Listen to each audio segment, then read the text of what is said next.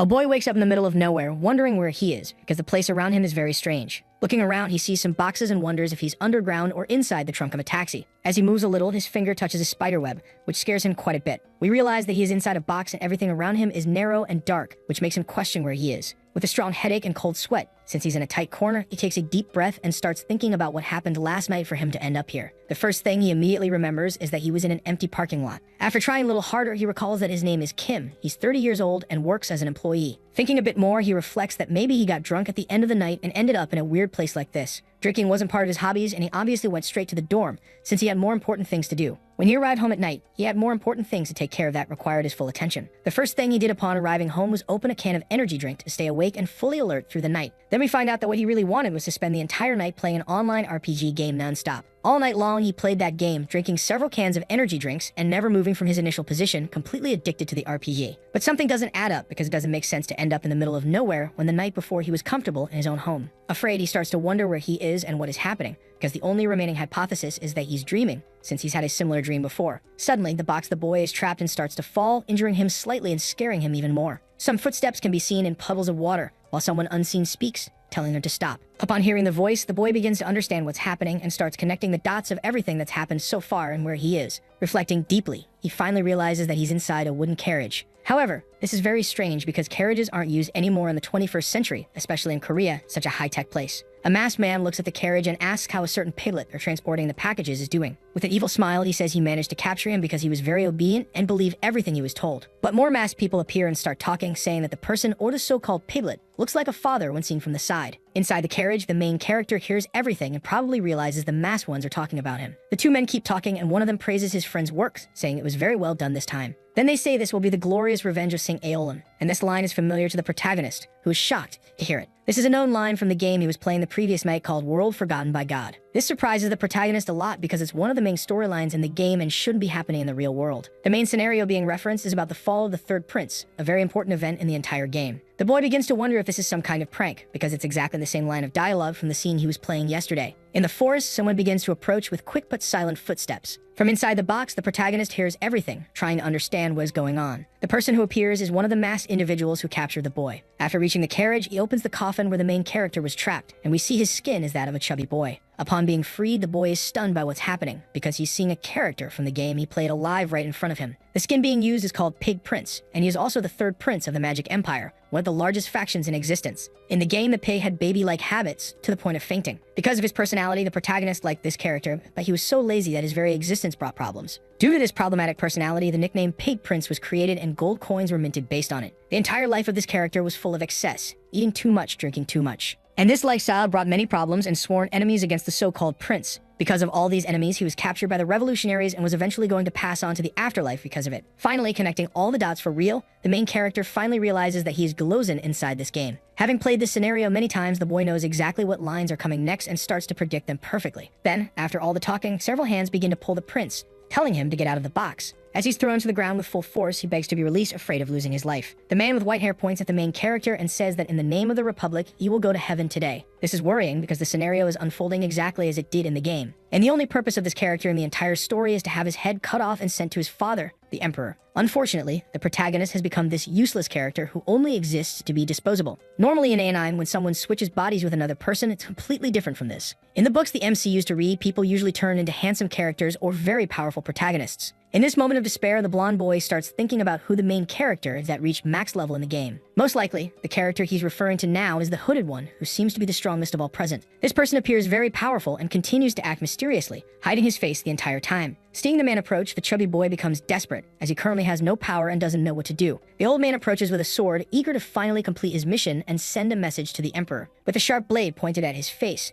the pig is asked what his last words are. With little time to think, the only thing he can do is scream not to do it and ask how this all happened. Because until yesterday, all he was just a secondary person in the world, someone who didn't matter to anyone. And now he's about to be defeated, because he suddenly switched bodies with a character who only exists to drink. Then something crosses the boy's mind that makes him shout something about a dog. Laughing hard, the masked man asks if the pig likes dogs, joking that those are great last words. Desperate, the boy screams once more to wait a minute, saying he wants to say something important. However, already very irritated with the time being wasted, the old man yells that there are no more seconds left for regret. There's nothing more to be done as the sword slices through the air quickly, heading straight for the boy. which is very sad because since his birth, he never had anything, always being someone secondary and disposable. He never had a mother or a father, growing up alone in the world in a lonely and sad way. Growing up in an orphanage, as soon as he became an adult, he was sent to work in a factory to produce as if he were a tool, being treated as nothing more than a worker collecting parts, someone who could be easily replaced by another. Even after turning 30, he remained stuck as an employee at a conference supply store. His home was a tiny dorm room, barely enough to sleep in comfortably. His hope was to prepare for a civil service exam, but he didn't know if he would pass, as it was very hard and he had little time in the day to study. The only good thing in his life was a laptop that could run the game he's now inside. He was addicted to that game with a max-level character,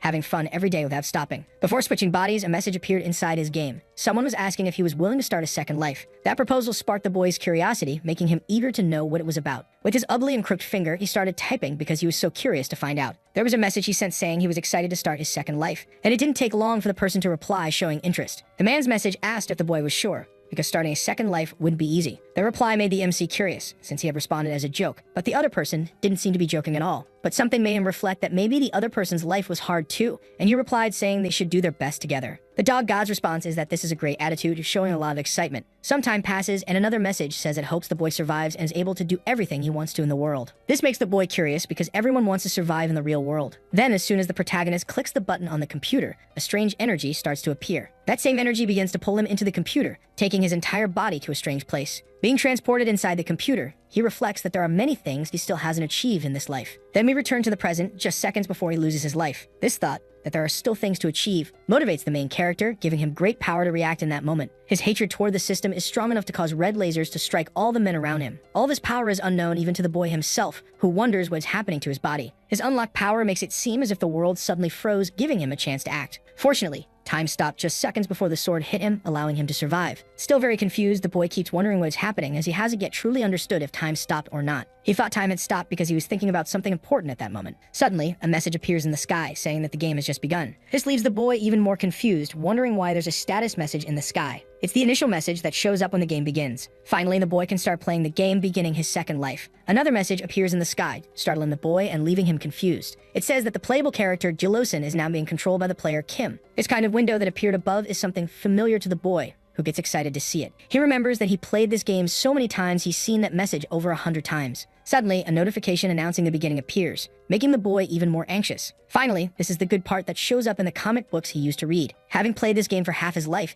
he believes he can easily change the whole scenario and become the strongest person. Within this game forgotten by God, he has already completed countless main and side quests, considering himself a veteran of expert level, capable of mastering and doing whatever he wants in the game, because he knows every inch of the game in every different area, which is enough to dominate everything. One single question remains in the protagonist's mind. Why did he enter the game as the prince? Fortunately, as long as he still has air in his lungs, he will always find a way to escape and become even better. Another notification appears saying that the selection of the first destiny has just begun. This makes the main character even more excited because this is the beginning of his new life, just as his second life had been promised. Looking at the message, he realizes it has finally started. This is the first major choice in the entire game, and it is to choose a class system called Destiny Cards to determine his fighting style. The class selection is made randomly, and it will determine the character's initial traits. The randomness also means that if he isn't very lucky, he might draw a card that won't help him escape this entire crisis. This is a very tense moment because he never imagined that one day his destiny would be chosen by random cards. He shouts, saying that even if he goes to heaven or hell, he's determined to pull the best card. Before pulling, he closes his eyes and begins to beg for a good card, putting all of his energy and dedication into it. Taking a deep breath, he reflects that at least one of the 3 cards is guaranteed to be Class B. However, if the cards he draws are nothing but trash, the game will be over before it even starts. Fortunately, the game is friendly to new players and the boy isn't asking for anything big, just one chance. Rushing to select the class, he keeps saying that he just needs something useful, any S-rank class. In truth, being an expert at the game, any S-rank fighting style would work. With the 3 cards in his hands, he reflects that they will determine his destiny. The first card he pulls is a Class D actor, which is terrible for escaping a situation like this. His hope was in the second card, but unfortunately, he draws his slave gladiator of rank F. The cards he pulled are terrible and won't save him from this situation, which frustrates the boy a lot. Desperate, he looks at the cards and wonders where the beginner-friendly features went, since the game is incredibly difficult from the start. Fortunately, there's still one last card left, and this is his final hope. The boy's entire life depends on luck. As soon as he touches the card, a prismatic effect begins, impressing the boy and making him excited. Luckily, he got incredibly lucky, and the card he drew was an Archmage of X rank. A colorful message appears saying that the Archmage has appeared in the Destiny cards. Seeing this card makes the boy extremely excited, since now he can escape this situation, getting absurdly lucky to draw something good right at the start. The boy is very happy because he got a rare card, drawing the Archmage, one of the most powerful, even at the end of the game. This kind of card only has a 0.01% chance of appearing, and the boy never expected to get something like that this time. With the cards in hand, he begins to reflect on what he's going to do from now on and what his plan will be to defeat his enemies. Time remains frozen due to his power, and the pig prince stays in the same position, about to be defeated. Still inside his mind, the main character thinks things are different because he's not being treated as a player, but as an NPC. Because even though he transmigrated into the chubby body, it's still the prince of a magical empire. And since he has magical blood running through his veins, maybe it influenced the destiny card selection. But that's a good thing, and the boy is grateful for having such incredible luck. Looking at the card, he says without hesitation that he's going to use the class he unlocked. However, before selecting the class, he pauses, thinking about something that caught his attention. Looking at his character's body, he realizes that even with a good class, the assassin's sword could kill him at any moment. Tied up with ropes, he has less than a second to react and save his own life. The problem with choosing the Archmage class is that it requires using magic, and first he has to gather all the mana around him. Gathering magic in a moment this tense will be a very difficult, almost impossible task. And right after gathering the magic, he'll have to cast a long spell. And thinking through all this, he realizes it'll take too long and he won't be able to dodge the sword strike. Unfortunately, if he chooses this class, his fate will be sealed, and not in a good way. Sadly, the boy realizes that he can't pick the best card he has and must decide which of the two worst ones to use. He must quickly come up with a smart way to escape this whole crisis. Unfortunately, his only chance to survive is to throw away the Archmage card, wasting its potential. Worried about his life, the boy starts to tense up, wondering why this card had to show up at a time like this. Frustrated, he doesn't give up and keeps thinking about how he's going to survive because he's waited his entire life for a chance like this. On the verge of tears, he reflects that this game is driving him insane, and the only possibility now is to choose one of the newbie cards. What's left now is to choose one of the trash cards with rank D or F. He has to think about which one is better in this situation. Extremely tense, the boy realizes that if he makes the wrong choice, he'll die, go to heaven, and he absolutely cannot make a mistake. Creating a heavy tension over the moment, the main character draws the destiny card he decided on. To everyone's surprise, the chosen card was the F-rank one called Slave Gladiator. He's an expert in this game and believes that even with a bad card like this, he can still survive the situation. A message appears stating that the F-rank destiny card has been assigned to the chubby prince. Unfortunately, once a card is chosen, the other two vanish, and even though he held an amazing card in his hands, it's lost in the process. The Archmage card with unimaginable power begins to dissolve slowly in a very sad way. With a very sad expression, the protagonist tells himself that he will find that Archmage card again in the future. Feeling very down after losing the best card he had ever gotten, a message appears in the sky. Then it's announced that in 5 seconds the game will resume and there will be no more pauses. As the countdown ticks, determined, the boy decides that he will face it calmly and escape the situation. In the final seconds before returning to the game, he asks himself why he ended up possessing the body of the pig prince. And even if he's not the main character, he's determined to take advantage of whatever he can to survive and do his best in this second chance at life. Even if the boy is a side character, he'll do the best he can with the playable character he received. He keeps thinking that in the original story, his character's head was cut off, but this time it will be a different version, with the MC controlling everything. Because the two are different people, and the boy is sure he'll give it his all. The problem is that he spent the last few seconds reflecting and forgot to figure out how to use his abilities. In a very tense moment with only 2 seconds left, he starts trying to figure out how to activate his skills to actually survive. Unfortunately, there's no more time to discover which buttons are the correct ones to press. Sweet and cold, the MC starts to realize he might not be able to survive this whole situation. The match begins and the card has been selected. Time starts flowing again and the entire story begins to unfold. Once again, the prince is now controlled by the player, who from now on will make all his decisions. Fortunately, in the very last millisecond, he remembers the skill buttons and activates them, hopefully enough to save him from this whole situation. The hooded man is shocked as his target survived the powerful sword strike, something that shouldn't have happened. Extremely surprised, the old man starts wondering what's happening with his blade. Fortunately, the activated skills from the slave class managed to create chains that held the sword at the last second, saving the heir to the throne. All the assassins are left speechless, as the last thing they expected was for their target to survive. Desperate, the pig starts trying to free himself from the ropes binding him to escape the enemies. Becoming very impatient, the leader of the assassins asks his target how he could possibly be alive after nearly being struck by a sword. A message appears on the screen showing that another skill has been successfully activated, and maybe this one can free the chubby prince. Luckily, the slave gladiator had a single defensive ability that turned out to be useful in this situation. The ability description states that if the body is restrained, it's possible to avoid 1 enemy strike per day. In this case, being tied up with a sword near his head, the Archmage's skills wouldn't have been helpful at all. And even though it's terrible, the gladiator's abilities are far more useful to save someone in this situation than the mage's. Having survived the situation, the boy's body is still in a lot of pain, and he's in disbelief that he actually made it through. With a clear objective in mind, the assassins begin to advance, still wanting to take down the heir. Unfortunately, that ability can only be used once per day, which means the next strike will send the man's head flying. What remains for the MC is to pause and think, because he knows everything about this game, even the darkest secrets, and can use that to his advantage. He even knows the name of the old man, who was once a battle priest and believes in Yahello, the god of vengeance. The rest of his followers are fanatics who also believe in that crazy god. Knowing all of this, the chubby prince comes up with a plan, thinking of using their fanaticism to his advantage.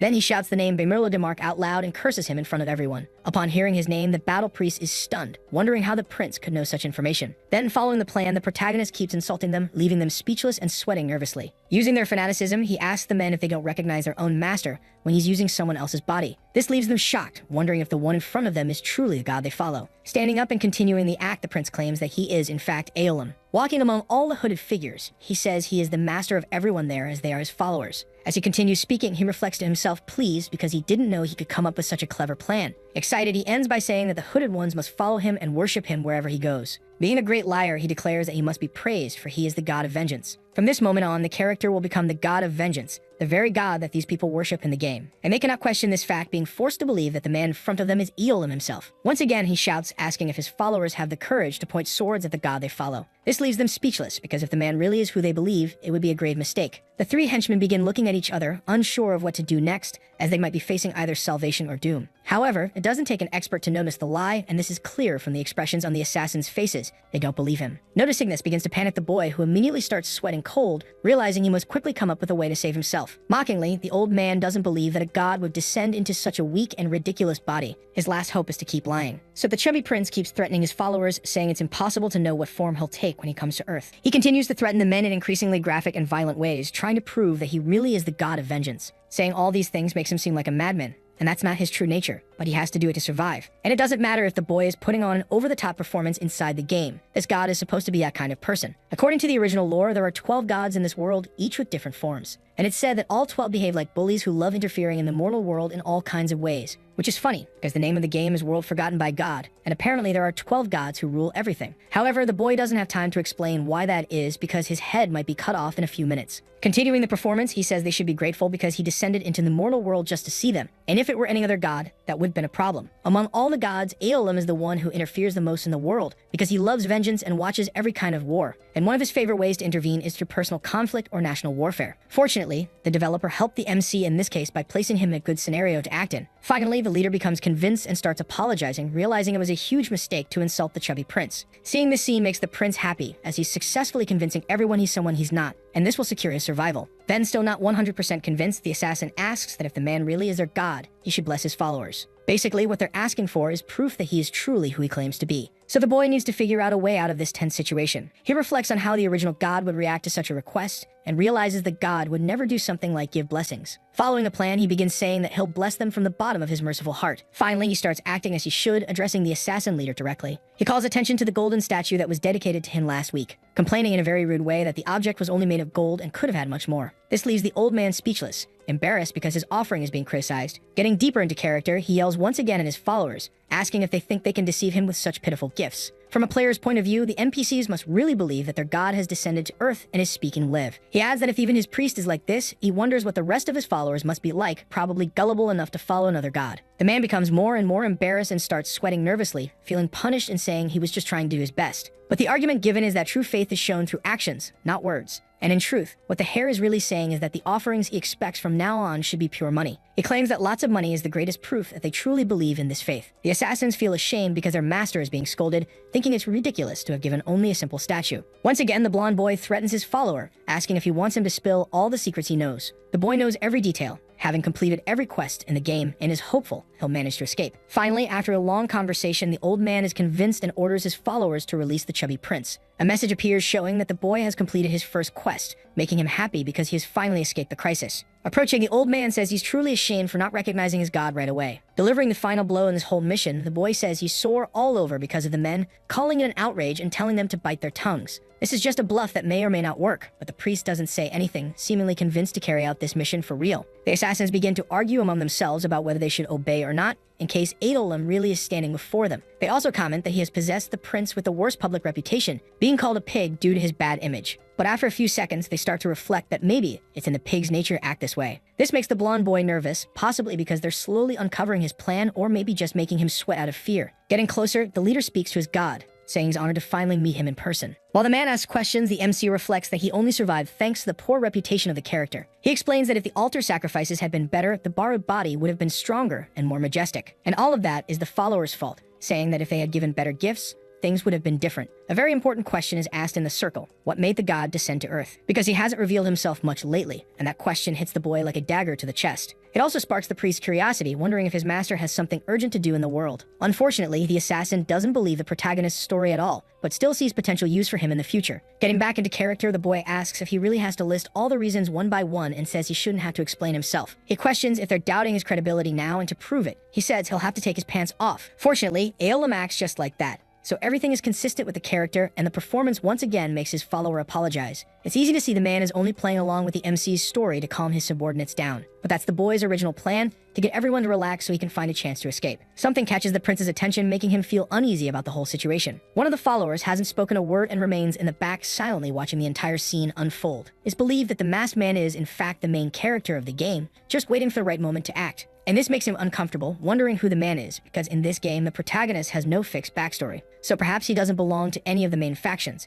And in this world, there are 3 major groups. The first is the Baltic Magic Empire, which the Pig Prince belongs to. The second is the Revolutionary Army, which is always in conflict with the Empire. And finally, there's the exotic and intriguing Council of the 5 Beast Tribes. It's known in the game's lore that the Empire and the Revolutionary Army are always on bad terms. The third prince's trip to heaven, caused by the Revolutionary Army, is a direct message to the Emperor. After recalling all the game's story, the MC realizes the people in front of him won't give up on sending him to heaven, because they need to send a message to the Emperor. So he begins to rack his brain, trying to figure out a way to survive this. He needs to come up with something fast, because there's no way the Revolutionary Army would choose to keep the prince alive. In all this tension, the MC reflects that he played his best card to save his life, but doesn't seem to have worked, because it's obvious the assassins still want to take the character down. With no hope left, the boy has to think quickly about how to save the Pig Prince. Originally, the heir was destined to go to heaven, but thanks to the protagonist, his life has been spared. And using his knowledge and cleverness, he's already managed to escape several crises in just these few minutes of life. Finally, the boy realizes that this is exactly the behavior of a game's protagonist, and that makes him happy. He notices that he has finally awakened in the body of a main character, and this was the opportunity he had waited for his entire life. However, in the game, the crisis still continues, and the old man, now growing impatient, asks what the chubby prince just said. He replies that it's nothing, just that the connection with this mortal body experienced a slight momentary interference. The moment is tense, and it's hard to say whether he'll survive or not, but the boy is willing to give it his all to get through this bad situation. Already at rock bottom, it's impossible for things to get worse, so the heir decides to go all in on his role, determined to make it work. He declares loudly that from now on, the third prince, Porco, will be his main apostle, and he orders that no one lay a finger on him, surprising all the assassins, since it's such a strange choice. He then claims something even more absurd, that in the future, the chubby one will join the Revolutionary Army. Upon hearing this, all his disciples are stunned and exchange glances, trying to make sense of this new decision as it goes against the faction's core beliefs. The game notifies a change in faction, and according to the system, if he ascends to the heavens now, it will count as a team loss. Outside the game, the young man is thrilled, having cleverly outmaneuvered the issue, and mocks the situation. Because no matter how fanatical they are, they still fear the penalty and the severe punishment that would follow. With his pieces finally on the board, the schemer can relax for a bit, knowing his life is secured for now. Suddenly, the leader of these occultists bursts into laughter, as if he had something in mind and hadn't fallen for this silly little game. Once again, this makes the boy nervous, questioning why this is happening, since he thought he had the upper hand. In a wicked and authoritarian tone, the old man asks if he can truly trust the word of the suffering individual. Approaching aggressively, he claims that the god of vengeance would never lie, making the MC wonder if he said something wrong. He says it's hard to believe that the blood of the royal family would one day join the Revolutionary Army. And now, out of nowhere, their own god declares that the third heir prince will join their faction. Hoping the boy will slip up, he says they'll take him to the army's headquarters within Orax's capital, and also to the cathedral. The boy panics, realizing he's about to be taken to the Revolutionary Army's headquarters, the very group that has long sought to usurp the empire. In other words, he'll be deep in enemy territory, and that's incredibly dangerous for his life. As the old man says he'll notify the bishop of Yahello's arrival, the boy grows anxious, knowing the area is extremely perilous, full of assassins. In the middle of it all, he realizes he'll be in serious trouble if he ends up at the cathedral, since it's a high difficulty zone in the game. If the archbishop finds him, everything he said until now will be exposed as a lie. If that truly happens, the assassins will once again turn on the MC, trying to send him to the heavens for real this time. The thought of this terrifies the boy, fearing he'll be tied up again and have his life threatened. Back in the present, the leader tells his henchmen to prepare the boy's coffin, as if he's willingly stepping into the afterlife. Trying to avoid going to the Empire, he begins to question how to handle the situation. Maybe threatening them in the style of the god of vengeance won't work anymore. The thought arises: what will happen if he does end up in the Empire? Once in the Empire, people will discover everything is a lie, and the followers of the god of vengeance will want to defeat him for such heresy. It's a horrible possibility, giving chills to the chubby one who definitely doesn't want to ascend to the heavens just yet, and that terrifies him. His mind drifts into all the possible futures, prompting a follower to ask if he's feeling okay. Growing increasingly anxious, he begins to wonder if a rescue team might come. After all, he is the crown prince and still important. The only problem is that inside the Empire, there's an NPC who also wants Galosen dead. In fact, it was this very man who incited the Revolutionary Army to kidnap the third prince and send him to the heavens. heavens. His only option is to head into enemy territory because returning to the Empire would also mean being attacked from all sides. After some time, the old man informs his god that the carriage is ready to take him to revolutionary army territory. Even if it's his best shot at survival, the slightest mistake will expose his secret. As he begins to step into the carriage, a plan forms in the MC's mind, and he starts to put it into action. Pretending to be angry, he asks what kind of carriage this is, refusing to enter such a filthy space. Continuing the performance, he tells his follower to spend a bit more on the carriage next time, insulting him as a cheap priest. Seeing the boy calmly enter the carriage, even while cursing everyone, makes the old man start to suspect that he really is his god. Noticing the man's surprised expression, the MC asks why he looks so shocked. Then he shouts for all to hear that the third prince will abandon the empire and head to the revolutionary army's headquarters. This surprises everyone, because if the boy weren't the god of vengeance, he would be terrified of going to the headquarters. He repeats once more, cheerfully, that they are to take the prince to the capital. The capital is called Orax, a large city surrounded by walls and beautiful buildings. He reflects that after making this decision, returning to the empire would only lead to inevitable defeat. Being very clever, he believes that on the way to the capital, he'll have a great opportunity to grow and improve. Loving challenges, he says it doesn't matter that the place he's going is very difficult. It's not a big problem. He just needs to focus on solving it. Getting excited, he believes this is just a phase of a game, and in truth, the hero is a professional player, and he's determined to step into enemy territory, even if it's hard, as the denial around the prince keeps growing. Finally, he orders the assassins to protect the chubby one's body so he doesn't get hurt during a trip. He commands them to hurry up and prepare some rice and high-quality alcohol to eat and drink on the journey. This irritates the leader, who believes using those supplies for that is a big waste. The blonde one argues that using those supplies will help him preach and deliver divine revelations to his followers. That's enough to make the younger assassins bow and believe his words. He makes a prophecy that within the next 15 days, something will happen that will cause many people in Orax to ascend to the heavens. This shocks everyone, especially the younger ones, as they weren't expecting such a major tragedy in their capital. But he promises that by using the prince's body, he will help prevent this catastrophic event. He argues that the next step is to fulfill a prophecy, which slightly irritates the old man. This is all part of the boy's plan to save his life, as now his men have no choice but to keep the pig alive and take him to the headquarters. Along the way, the prince ate the best and tastiest food available. Being a glutton, he compliments the venison, saying it tastes amazing, eating several servings in a row. He praises the tired followers, saying they're all great at grilling meat and could open a barbecue restaurant. He suggests they open a restaurant called Priest of Vengeance when they reach Orax's capital. All this chatter annoys the old man, who tells him to eat in silence, as no one can stand the blonde spouting nonsense throughout the journey. Finally, he says he can't skip alcohol when having such a great meal, and pulls out a bottle with a snake inside. Upon opening it, he explains that this is the famous drink that gets you dizzy with a single sip and burns your throat. He didn't stop drinking during the entire trip, downing all the alcohol he had, even if it's bad for his health and excess.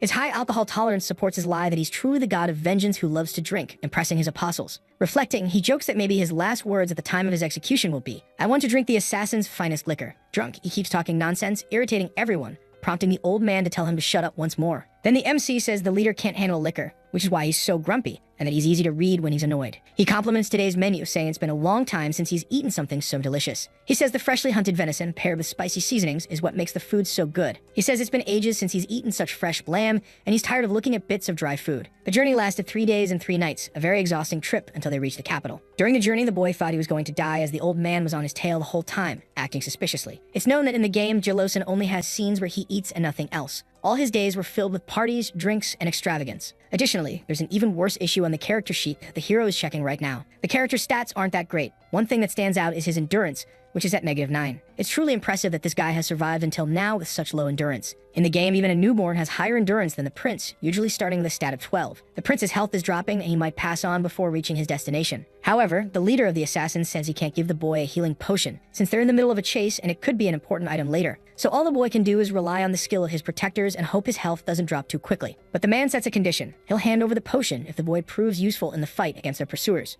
Opening the menu interface, he speaks with Barmilo and says he has a favorite ask. Upon hearing this, Barmilo widens his eyes, since having a favor owed by a god is something very valuable to cash in later. The favor is bizarre. He asks the man to hit his backside for some reason no one understands. Hearing this leaves the man speechless, and he accidentally drops the potion, so shocked that he loses touch with reality. Snapping back a moment later, he asks what his master just said again, not believing his ears. However, the boy stands by his request and repeats it, once again asking the man to hit his backside, even presenting it in full view for everyone. The old man, stunned, asks what the prince is trying to do, wondering if he's gone mad from the exhaustion of the journey. Watching all of this leaves all the followers stunned, as none of them ever imagined seeing the heir to the throne's private parts in this way. Irritated that they're not following his request, he shouts and asks if they're really going to disobey the order of a god. After activating the God of Vengeance mode, he manages to convince the man to carry out the request, which unfolds in the ridiculous scene that follows. Upon receiving the slaps, a skill activates and his stamina starts to be restored. After being slapped on the backside, the boy feels rejuvenated and tells everyone that he's feeling much better now. This happens because the Slave's ability grants a boost from masochistic affinity. When taking non-fatal damage, the body's resilience increases.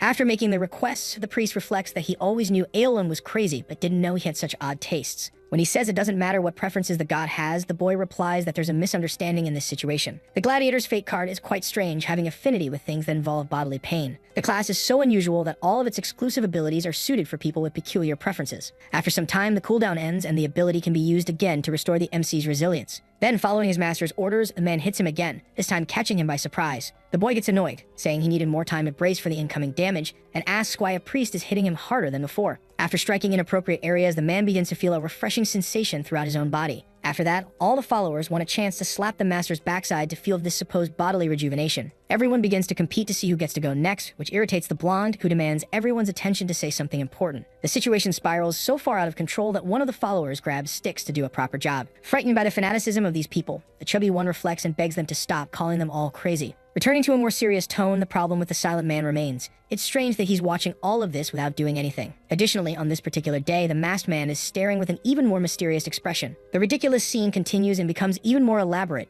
as they now use ropes and vines to inflict more non-lethal damage. As he takes the hits, the ability activates again, restoring his stamina and increasing his resilience. And once again, the masked man stays silent, observing everything, with a quiet but menacing aura around him. After suffering many blows, which turn into a form of harsh training, the character's endurance increases to 37. Time passes, and the boy can no longer feel his backside, but his companions refuse to stop hitting him. Then, around the campfire, the leader turns to his master and jokes that his body still looks like that of a baby pig. The boy jokes back and reflects that it's actually fun to be around the fire with companions, talking and eating all night long. Even though these men originally came to defeat him and they're not exactly on the same side, it's still kind of enjoyable. Some time passes and the priest calls the third prince's attention, as he has something on his mind he wants to say. Suddenly, with a very worried expression, he says there's a big problem unfolding. The plan has fallen apart because he hadn't expected to keep the boy alive or for the heir to become an apostle of Aeolon. He adds that the original idea was to leave the blonde's body somewhere after sending him to the heavens in a very disgusting way. But now, no matter how hard the Empire searches, they won't find any body in the forests. And that's concerning because the client who ordered the prince to be captured and defeated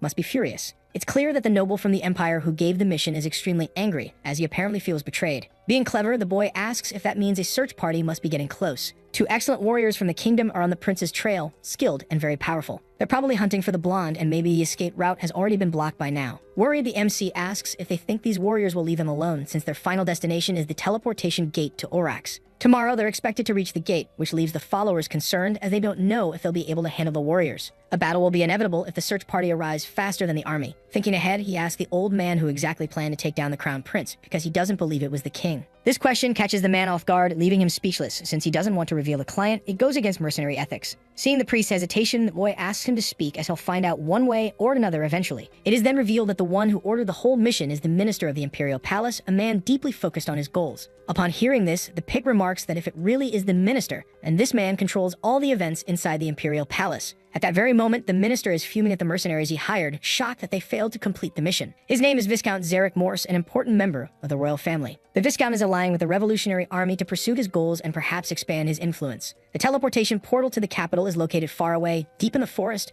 and it's hard to reach for anyone unfamiliar with the terrain. The blonde spends a few seconds thinking after hearing and confirming that the client was indeed who he suspected. It's clear that he's not surprised to learn it really was a minister. He had already considered that possibility. He explains that he knows a thing or two about palace politics, and it would make the most sense if it really was Morse. There was a time when the Empire fought a war to control the northeastern region, a very brutal battle. In that conflict, the minister's ancestors came from the Khan tribe in the northeast. And since ancient times, this tribe had a very close relationship with the revolutionary army. The man's likely plan is to ally with the army to regain control of the territory lost during the war with the Empire. The leader is impressed upon hearing his master's theory, as it perfectly matches the scenario. The minister may be trying to avenge his ancestors. So the MC jokes that he'll get embarrassed if they praise him too much, since he could tell from the guy's face that he was amazed. However, the tribe is no longer interested in the region they lost, which could mean the Viscount is a double agent. But the boy isn't sure and can't confirm that, though the player behind it knows all the scenarios. And within the game's story, after Porco's defeat, the minister gained great power and influence. He managed to accomplish all of his goals over time after completing the contract. The apostle is very impressed by everything the boy just said, as he didn't think the prince paid such close attention to the world. He remarks that most rumors about him were usually nonsense or exaggerated stories.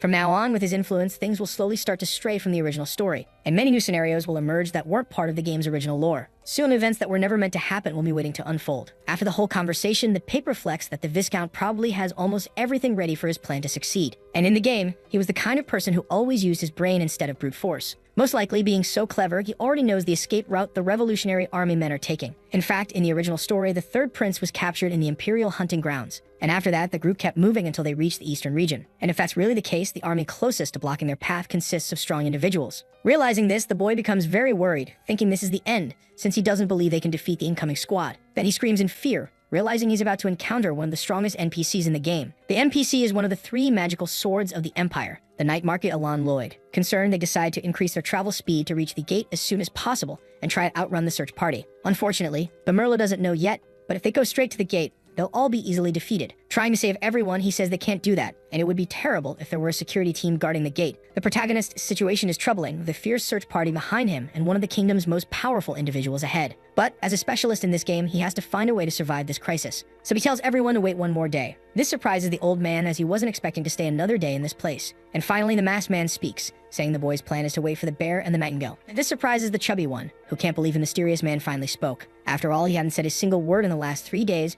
making him a strong candidate for being the protagonist of the game. The masked man finally says his first words since the beginning of the journey, which greatly surprises everyone. Aware of the situation, he asks the prince if the intention is to wait for the rescue team to arrive and take him away. Approaching in an intimidating manner, he demands an answer, asking if his theory is wrong. This whole situation makes the MC tense, wondering what's wrong with this guy. The simple fact that the boy remains silent made the mysterious man believe he got it right. He finally reveals his true colors and says that if the boy doesn't speak, he'll use his sword to force an answer out of him. Trying to save himself, the blonde says he doesn't talk to strangers, and that's why he didn't respond, and there's no need to resort to violence for that. This irritates the man, who almost starts a fight in the heat of the moment, nearly doing something reckless. Continuing his argument, the pig asks why he should talk to someone who won't even show his face. Before the fight escalates, the leader steps in and tells them to stop before things spiral out of control and one of them gets seriously hurt. Having a naturally combative personality, the prince says they were just getting to the interesting part of the whole mess. Trying to calm things down, the priest apologizes for everything and finally introduces the masked man. His name is Herbal. However, this name surprises the boy because he's never seen this man before, which is strange given his deep knowledge of the game. And no matter how insignificant, he knows the name of every faction in this game because he was obsessed with it. Trying to satisfy his curiosity, he asks what Herbal's relationship is with the Church of Vengeance,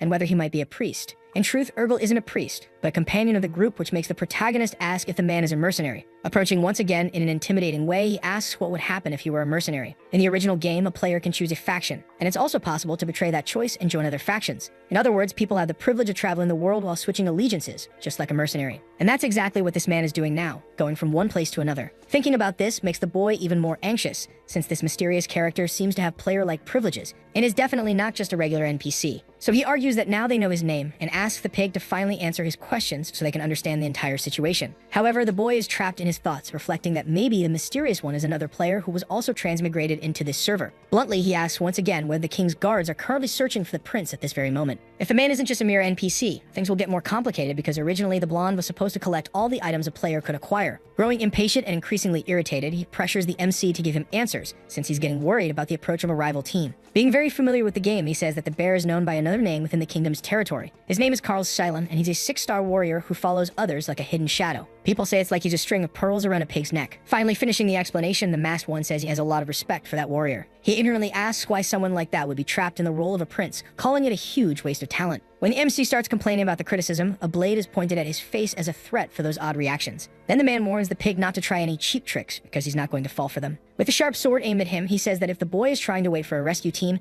he'll cut him down right now. And the reason he wants to send the boy to the heavens is that he'll never let anyone who annoys him live. Seeing the entire scene unfold, the hero reflects that this is different from an NPC. It's the kind of reaction you'd expect from a player. Trying to escape the pressure, the boy slips back into character and asks if the masked man is the one who makes all the decisions here. Then he shouts, saying that it's the priest who should be giving orders, diminishing the man's authority by calling him a simple mercenary. The way the main character talks catches his rival completely off guard, because no one speaks like that in this world's era. Continuing, the blonde turns to the priest and asks if he was wrong in thinking that the priest is the one in charge around here. Under pressure, the old man says that the priest of vengeance is indeed the one who determines the fate of the third prince. This excites the chubby one, who praises his priest and says he believed in him the entire time. However, contradicting everything, the elder says he actually agrees with the mercenary's point of view in this situation. He explains that if they stay here, the guards will arrive quickly, and their team will be used as bait for the prince. Seeing that the situation is worsening with each passing second, the hare asks everyone to calm down and admits that they truly are being followed. The two approaching are a warrior and a witch, both very powerful and known throughout the world. But he argues that the person guarding the gate might be someone far more dangerous than the two in that team. He says that only a few people in the kingdom have enough skill to be hired for a mission as important as rescuing the king's son. This completely surprises the assassin's leader,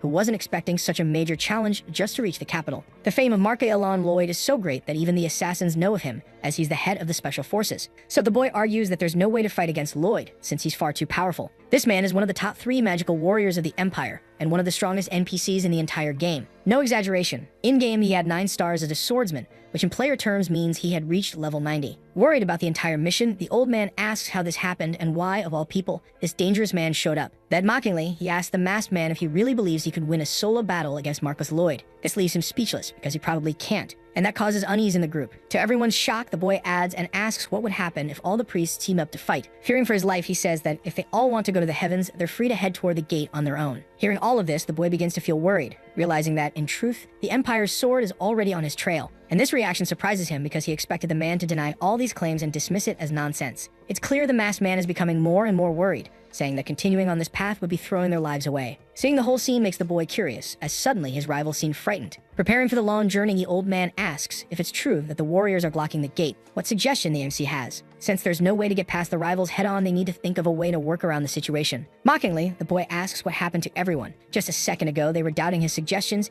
and now they've suddenly changed their tune. Watching his master mock everyone's attitude irritates the leader, who coughs in an attempt to change the subject. However, this only irritates the boy even more, who says he can cough too, and does so repeatedly. As they make excuses for the situation, the chubby one says that won't fix anything. Hearing these words surprises the old man, since things like that didn't exist in this world or in the game. But finally, the blonde begins to show his claws, saying that if they really feel bad about the situation, they need to show true sincerity. That sincerity will be shown through a promise involving collecting an item for the protagonist. However, the boy says that before he reveals what item he needs, the man must promise first. Additionally, he wants to be protected at any cost, and asks them to swear in the name of the god of vengeance. His argument is that if they can't trust the third prince, then they might as well all go to a better place. And they will go to a better place, especially his followers, who will end up fighting the Empire's sword. From now on, he asks that everyone follow what he says, and they'll gain a safe passage straight to Orax. To make everyone follow his word, he starts the oath circle, speaking first out loud. The masked man watches all of this with a look of contempt, clearly not buying into the protagonist's speech. The followers also wear strange expressions, as the entire scene is confusing,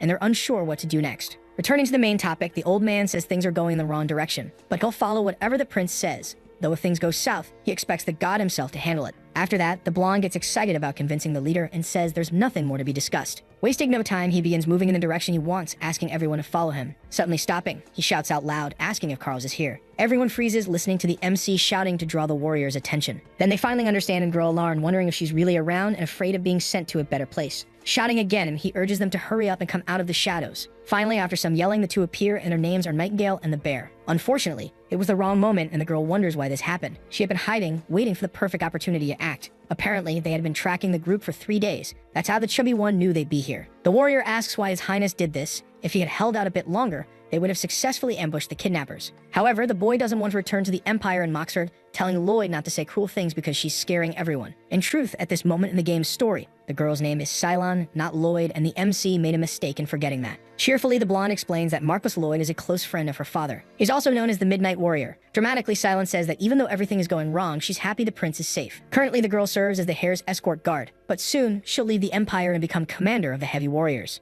And with that, she'll receive the important title of Midnight Knight. The MC remembers this nightmare mission, which only happens in the original story after he ascends to the heavens. After discovering the secret of her birth, Salem returns to see Marquis and try to get answers. And that's why she eventually changes her surname to Lloyd, instead of keeping the one she was born with. She adopts the name of the same Marquis, who, with a cold expression, is currently guarding the main gate. That man now guarding the gate is always alert and prepared for sudden attacks, being one of the kingdom's top warriors. Trying to change the course of the story, the chubby one attempts to reveal the secret of the girl's birth to surprise her. However, before he can even finish the sentence, the girl yells at the kidnappers, ordering them to release and free His Highness. With her very sharp sword, she threatens everyone, saying that if it doesn't happen, she'll cut them all in half. Seeing the whole scene frightens her friends because no one ordered the boy to come here. He came of his own accord. looking into the faces of his captors and now companions. The blonde can tell exactly what they're thinking just from their expressions. While being carried by the muscular girl, the protagonist thinks that if this continues, he'll end up being taken back to the palace, and he definitely doesn't want that to happen. If he ends up returning to the kingdom somehow, all the planning to take him down will play out once again. Seeing that his companions are doing nothing, the boy feels betrayed and yells at the leader. Something suddenly catches Doloro's attention, and he turns, surprised and alert. Someone is approaching, and the assassins notice it too, becoming tense at the newcomer's arrival. Amid the forest, a redhead dressed in black appears in an intimidating and powerful manner. Her name is Irvin Sui, also known as the Red Shadow. Upon seeing her, the old man says that rumors about the girl are spreading throughout the Revolutionary Army. One rumor claims she's a 200-year-old witch who bathes in the blood of virgins to maintain her youth. Upon hearing this, the hare realizes that even with all his cleverness, he still ended up caught in the middle of this ambush. The first time he heard about this character was in the official lore book of the GFW world. He was really excited reading about her for the first time,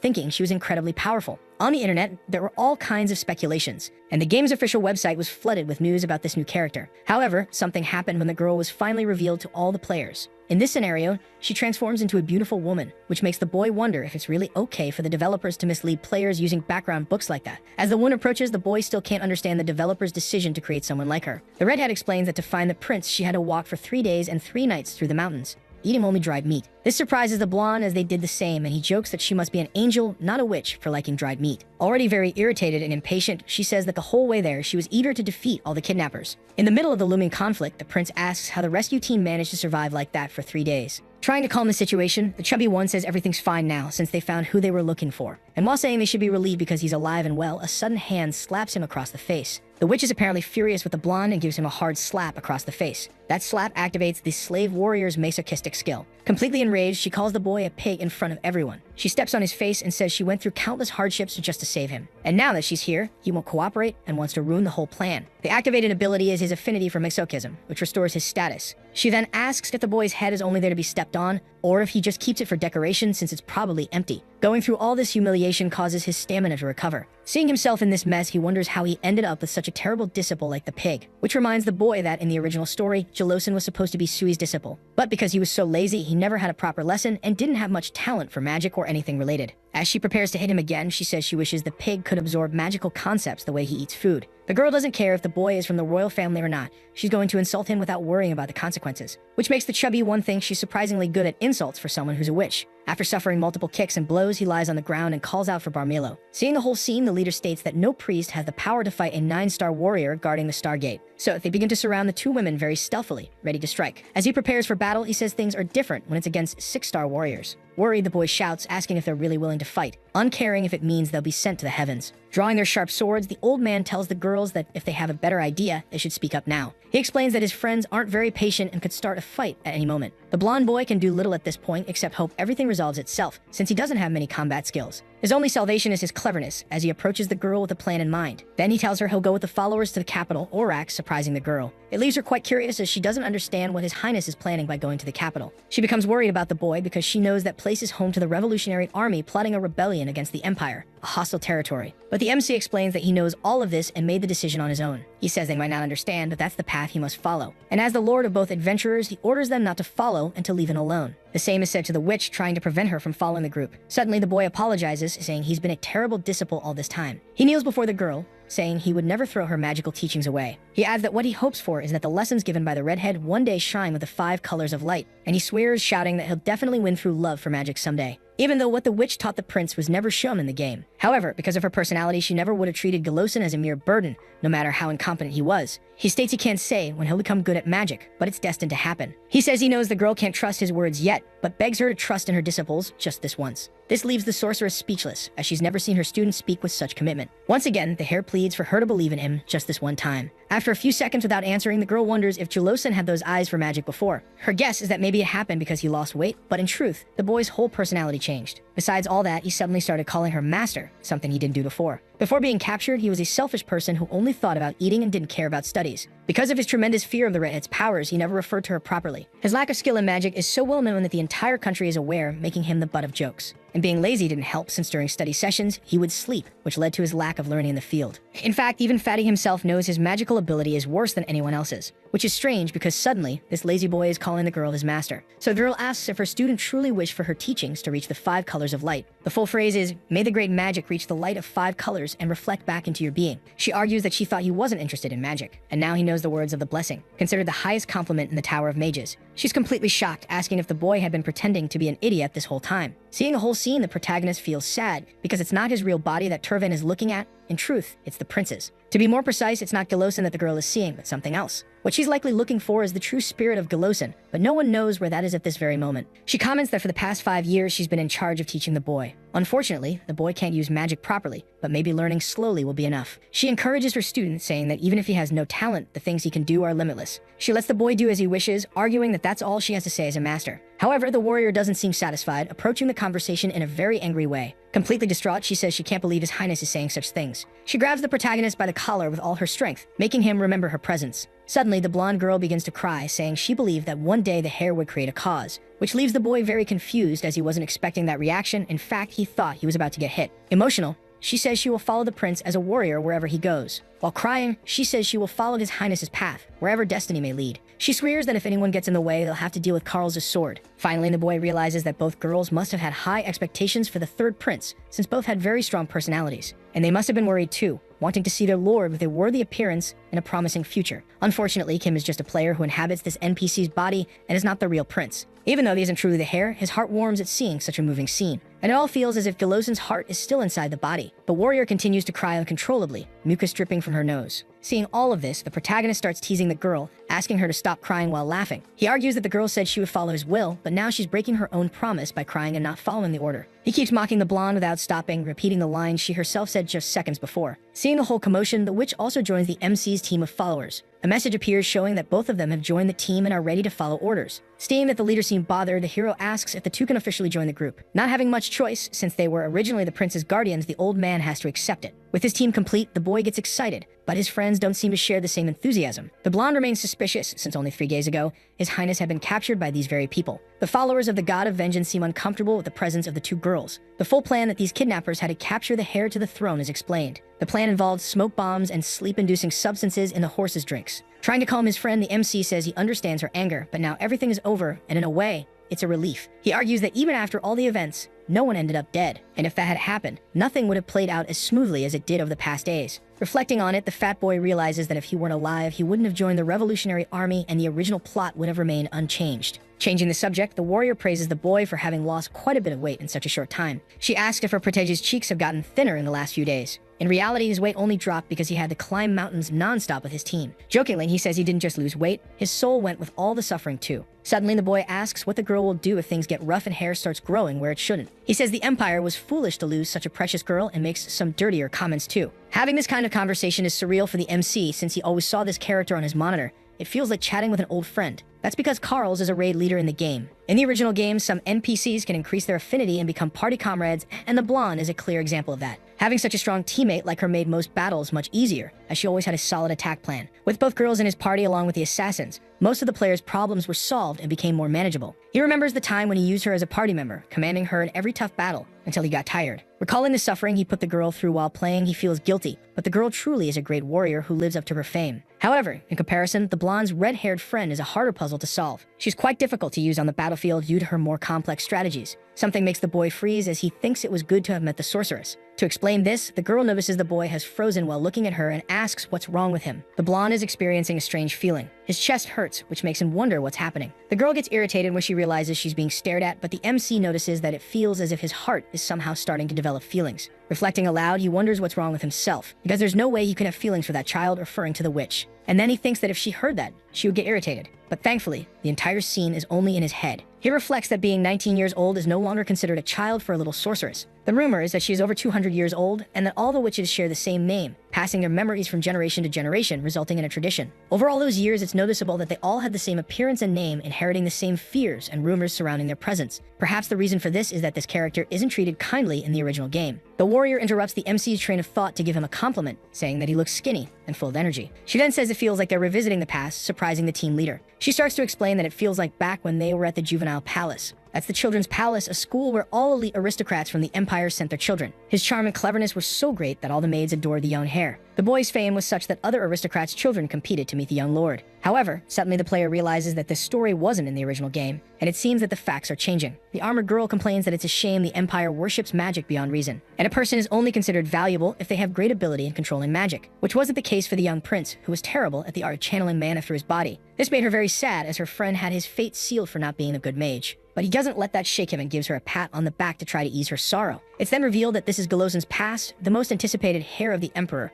that he had absolutely no talent for magic. And in this empire that only values those blessed with magic, lacking control over one's energy meant failure. Because of that, the young boy became increasingly twisted by nobility, since they treated him with coldness and cruelty. And the story of his life is like the saying, the higher a bird flies, the more it suffers when it falls. At the moment, the boy's only goal is to reach the capital safely, so he asks his friend not to waste time thinking about the past. He justifies his request by saying to focus on the present, since it doesn't matter what kind of child he was in the past. After all, no one in the kingdom remembers who the third prince was during school, except for his friend. Surprisingly, the boy thinks it's actually good news that people don't know him deeply. The current reputation of the heir is that of a deserter who only thinks about drinking, eating, and partying non-stop. He doesn't want to have that reputation forever and asks his friend to remember one thing, that he will return with the qualifications needed to survive. He decides that the past doesn't matter anymore, and that he doesn't need any talent for magic. Even with a terrible destiny card, instead of becoming an archmage, he'll have a chance if he puts in the effort. Very excited, he says that from now on, things will be different, so he asks everyone to lift their chests and get motivated. Hearing this gives confidence, making the girl believe in and trust his highness. On the road to the capital, the only ones excited are the two blondes, while the rest of the group looks tired. The prince explains to his friend why they must stop in Orax,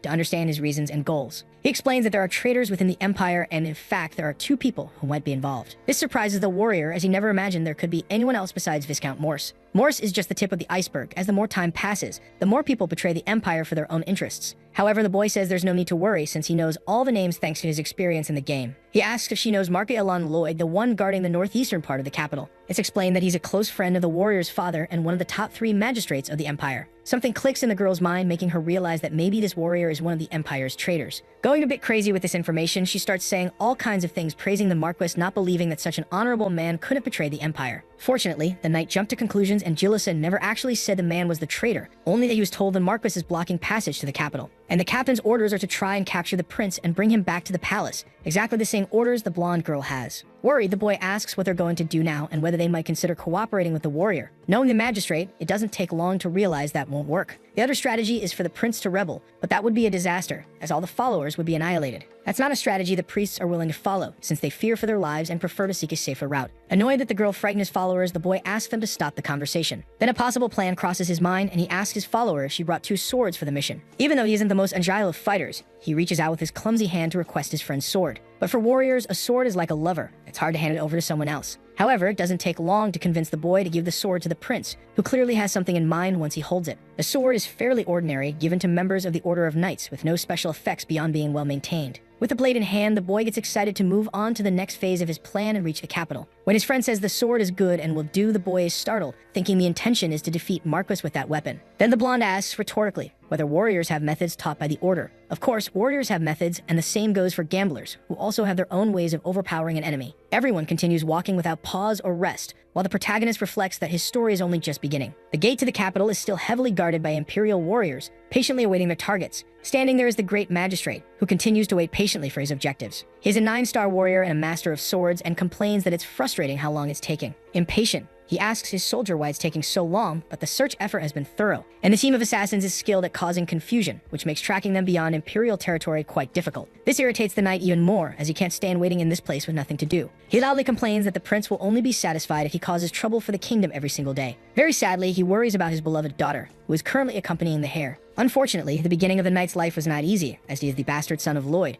born from a union with a maid. And according to Imperial law, the poor child was forced to live as a sort of servant. Using his power, he did everything he could to clear the boy's name and trusted that the count's family would raise him properly and responsibly. Frustrated, he grips his sword tightly, wondering why the prince treats her like a mere escort warrior. And it would be great if that fat third prince acted like a human being instead of treating everyone like his servants. He used to accompany the prince in almost all of his activities, in one of them even serving him food while the prince gambled rivers of gold. He also witnessed countless times when the drunkard brought women to bed, only caring about parties and nothing more. Angry at all the things his son had to endure at the heir's hands, he thinks that rather than rescuing him, it would be better to just let him move on to the afterlife. But that would end up being even worse, because his son would gain the reputation of failing to protect his own lord, destroying his career. As he reflects that this might be a better fate than rotting beside the swine, his warrior asks what he would do if the magistrate were taken hostage. Being highly skilled, he says he would defeat all of his enemies before even being struck once. And the idea that his daughter would finally be free if the prince were defeated brings some relief to his mind, making him smile faintly. His soldiers signal that the targets are here, and he reflects that the emperor ordered them to be captured alive, but he has no intention of following those orders. Charging ahead, he commands his men to follow and declares that he'll defeat them all. The prince's followers begin to panic, begging for the arrival of the warriors to be stopped, ready to block the path, which leaves the blonde very confused as his enemies don't seem to be preparing for battle, something very unusual. Hidden among the trees, the two girls order the warriors to step back and clear the way so no one gets hurt. Walking calmly, the prince asks if the warriors have gone mad since they can't even recognize his face. Seeing the cloaked men approaching, the mag is confused, wondering whether they are truly human or some kind of strange beings. Wearing a hood that makes it hard to identify who is who, the girl says to his highness that standing before him is the famous Captain Lloyd. But the man is very impatient and yells at the hooded ones with irritation. As peace settles, the girl steps forward to speak with the knight, surprising him as he wasn't expecting her presence. She then introduces herself, saying she is the eldest daughter of Count Silent, which saddens the knight, knowing it isn't true. The redhead also introduces herself, saying she comes from the Research Institute and claims it's been a long time since she last saw Lloyd. But the warrior has a sharp memory and recognizes her as the magic teacher of the third prince. Finally, she refers to the prince as beggar number 3, just as he slowly and calmly removes his hood. Looking closely at his face, the knight notices that somehow the prince has acquired a cold and serene gaze. This leaves him very confused, wondering if the third heir ever had that kind of look or appearance before. With a smile on his face, Marcus introduces himself and says it's very good to see the third prince again. He also says he's relieved to see his highness safe and sound, all thanks to the great Imperial Guardian Dragon. But in truth, in his mind, he's cursing the boy, thinking he didn't receive any help from the Imperial Guardian at all. The man also notices that the prince's voice is quite different, sounding as if it changed drastically in a short amount of time. And it seems like he's turned into someone else. He wonders if this could be due to some dangerous influence. When the blonde proposes that his knights escort the prince back to the Imperial Palace, the boy replies that he already has a goal in mind. He speaks a bit sheepishly, fearing how the man will react, saying he doesn't want to return to the Imperial Castle. All the knights are left speechless, as they spent all these days waiting for the heir just to fulfill that one mission. So he asks the knight to order his soldiers who are guarding the gate to step aside as they are no longer needed. Speaking clearly and without fear of consequences, he says he's going to the capital. The magistrate thinks his highness has lost his mind and asks if he understands the words coming out of his own mouth. In his mind, he's furious,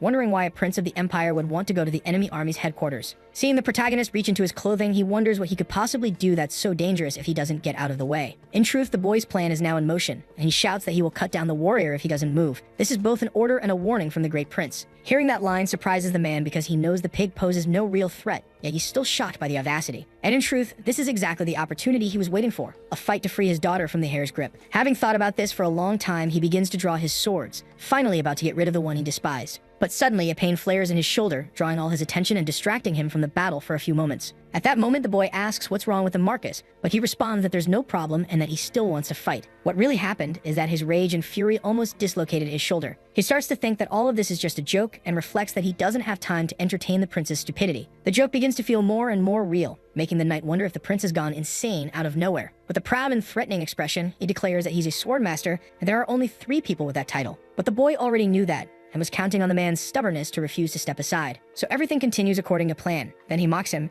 asking how his highness plans to hurt him, saying he's very curious to see what his fighting strategy is. There's a place for everyone in this game, and even if something seems impossible, there's always a hidden solution. However, the man is extremely confident in his own skills and says honestly that he could defeat the heir using nothing but a weak, tiny tree branch. Without any fear, he jokes that Lloyd could defeat him with just a toothpick, let alone a branch, making everyone around burst into laughter. But he quickly interrupts the scene, asking if that's really what's going to happen. Knowing how this game works, he states that he's aware the man hasn't used his right arm for quite some time. He mockingly asks if the man's shoulder is hurting, then questions whether he can truly defeat him under such unfavorable conditions. Proud of his skills, the man says he is still Elan, and that won't change, bad arm or not. This knight is the embodiment of self-confidence in someone who has reached the peak of swordsmanship. Getting closer, he whispers in his rival's ear that he knows exactly what he wants to achieve by defeating the heir. That leaves the blonde speechless, trying to de-escalate the situation by saying his highness is just speaking nonsense. Then the prince asks how long the soldier plans to worry about a grown son, and whether he doesn't find that a bit shameful. When the boy says something that truly angers him, the soldier doesn't waste a second drawing his sword, preparing for what he thinks will be an easy fight. Calling the boy a brainless brat with a loose tongue, he finally unsheaths his blade, ready to defeat him. He says a father should know when to respect his son's choices and let him go live his own life. Irritated, he adds that if the prince's plan was to provoke him, then it worked perfectly, because now he's completely furious and focused on sending him to the afterlife. Sword in hand, the prince mocks, saying that now that the man's been insulted and drawn his blade, this is the proper time for a duel. He then shouts, calling out Gilosin, the third prince of the Belgic Empire, to an official duel. And according to the kingdom's laws, he must accept the challenge. With the strategy in mind, the prince accepts without hesitation, already knowing exactly what he must do next. Speaking to his soldiers, he orders that from now on, no one is to interfere with this official duel. Confident, he jokes that a 9-star swordsman believes he can defeat him, but things aren't always what they seem. In truth, everything is going according to plan, and the man is falling for it like a sitting duck, heading into a duel he won't win. A system notification appears showing an unexpected mission. A noble duel has been initiated. Accepting the mission, the blonde says he's ready to continue the battle. Even though his opponent is one of the best swordsmen, the MC doesn't consider himself just a forgotten prince. He knows he has good skills. In fact, he's a great prince with the soul of a professional gamer. The mission shows the objective: defeat your opponent, Alon Lloyd, and win the battle. A few days before reaching the portal to Orax, the boy was shouting that he would defeat Marcus Lloyd. The warrior wept bitterly, while the redhead kept a tired and stressed look with everything happening. People thought he was getting sick and losing his mind. They offered care, food, and even suggested he take a rest. Annoyed, the witch asked to be allowed to return home, convinced her master was going insane. While cooking, the followers of the god of vengeance reflected that this might be their last meal, since the upcoming battle was so dangerous. But the boy had a plan in mind and shouted for everyone to hear before they could act impulsively. He said he knew exactly what he was doing. Worried, the captain's daughter commented that none of the usual strategies would work, as the man was highly skilled and clever in the field. Unfortunately, the protagonist knew that the pig's only talents were eating, gambling, and betting. His condition was so pitiful he couldn't even defeat 9 beginner players in the world of GFW. He himself understood that saying he would defeat a level 9 warrior was sheer madness. And surely he would laugh a lot if he were on the other side of the situation, hearing such nonsense come from another NPC. Patiently, the redhead assumed the man was going mad, but chose to hear out the plan to decide whether to leave or follow him to the end. The boy got excited, as his teacher was the only one who still believed in his mental abilities. That gave him more confidence to speak up. After thanking her, the little witch began explaining everything she had in mind. Without going into detail, she said only that she would bet on a duel with the Empire's greatest warrior, and win. The two were shocked, unable to believe that such a plan could work. But the boy, oblivious to their reactions, said it was a simple plan to carry out. Annoyed, the sorceress slapped her disciple, saying that a duel with Lloyd was utterly absurd. He commented that any dog passing through the area would laugh at what he was saying. While getting smacked around, he added that the challenge team has the right to dictate the rules in a noble duel. That made both girls calm down a bit, since this clause did, in fact, exist in Imperial law. Being very clever, the boy stated that he would create rules that would favor him in combat, ensuring his victory. It was explained that GFW is not a game based solely on strength. With the right compatibility, it's possible to win any challenge, regardless of level. The protagonist had used this trick many times in the past, back when he was a professional player. He defeated countless enemies using only strategy and a bit of strength. In fact, traps and psychological effects are just as valid as direct attacks.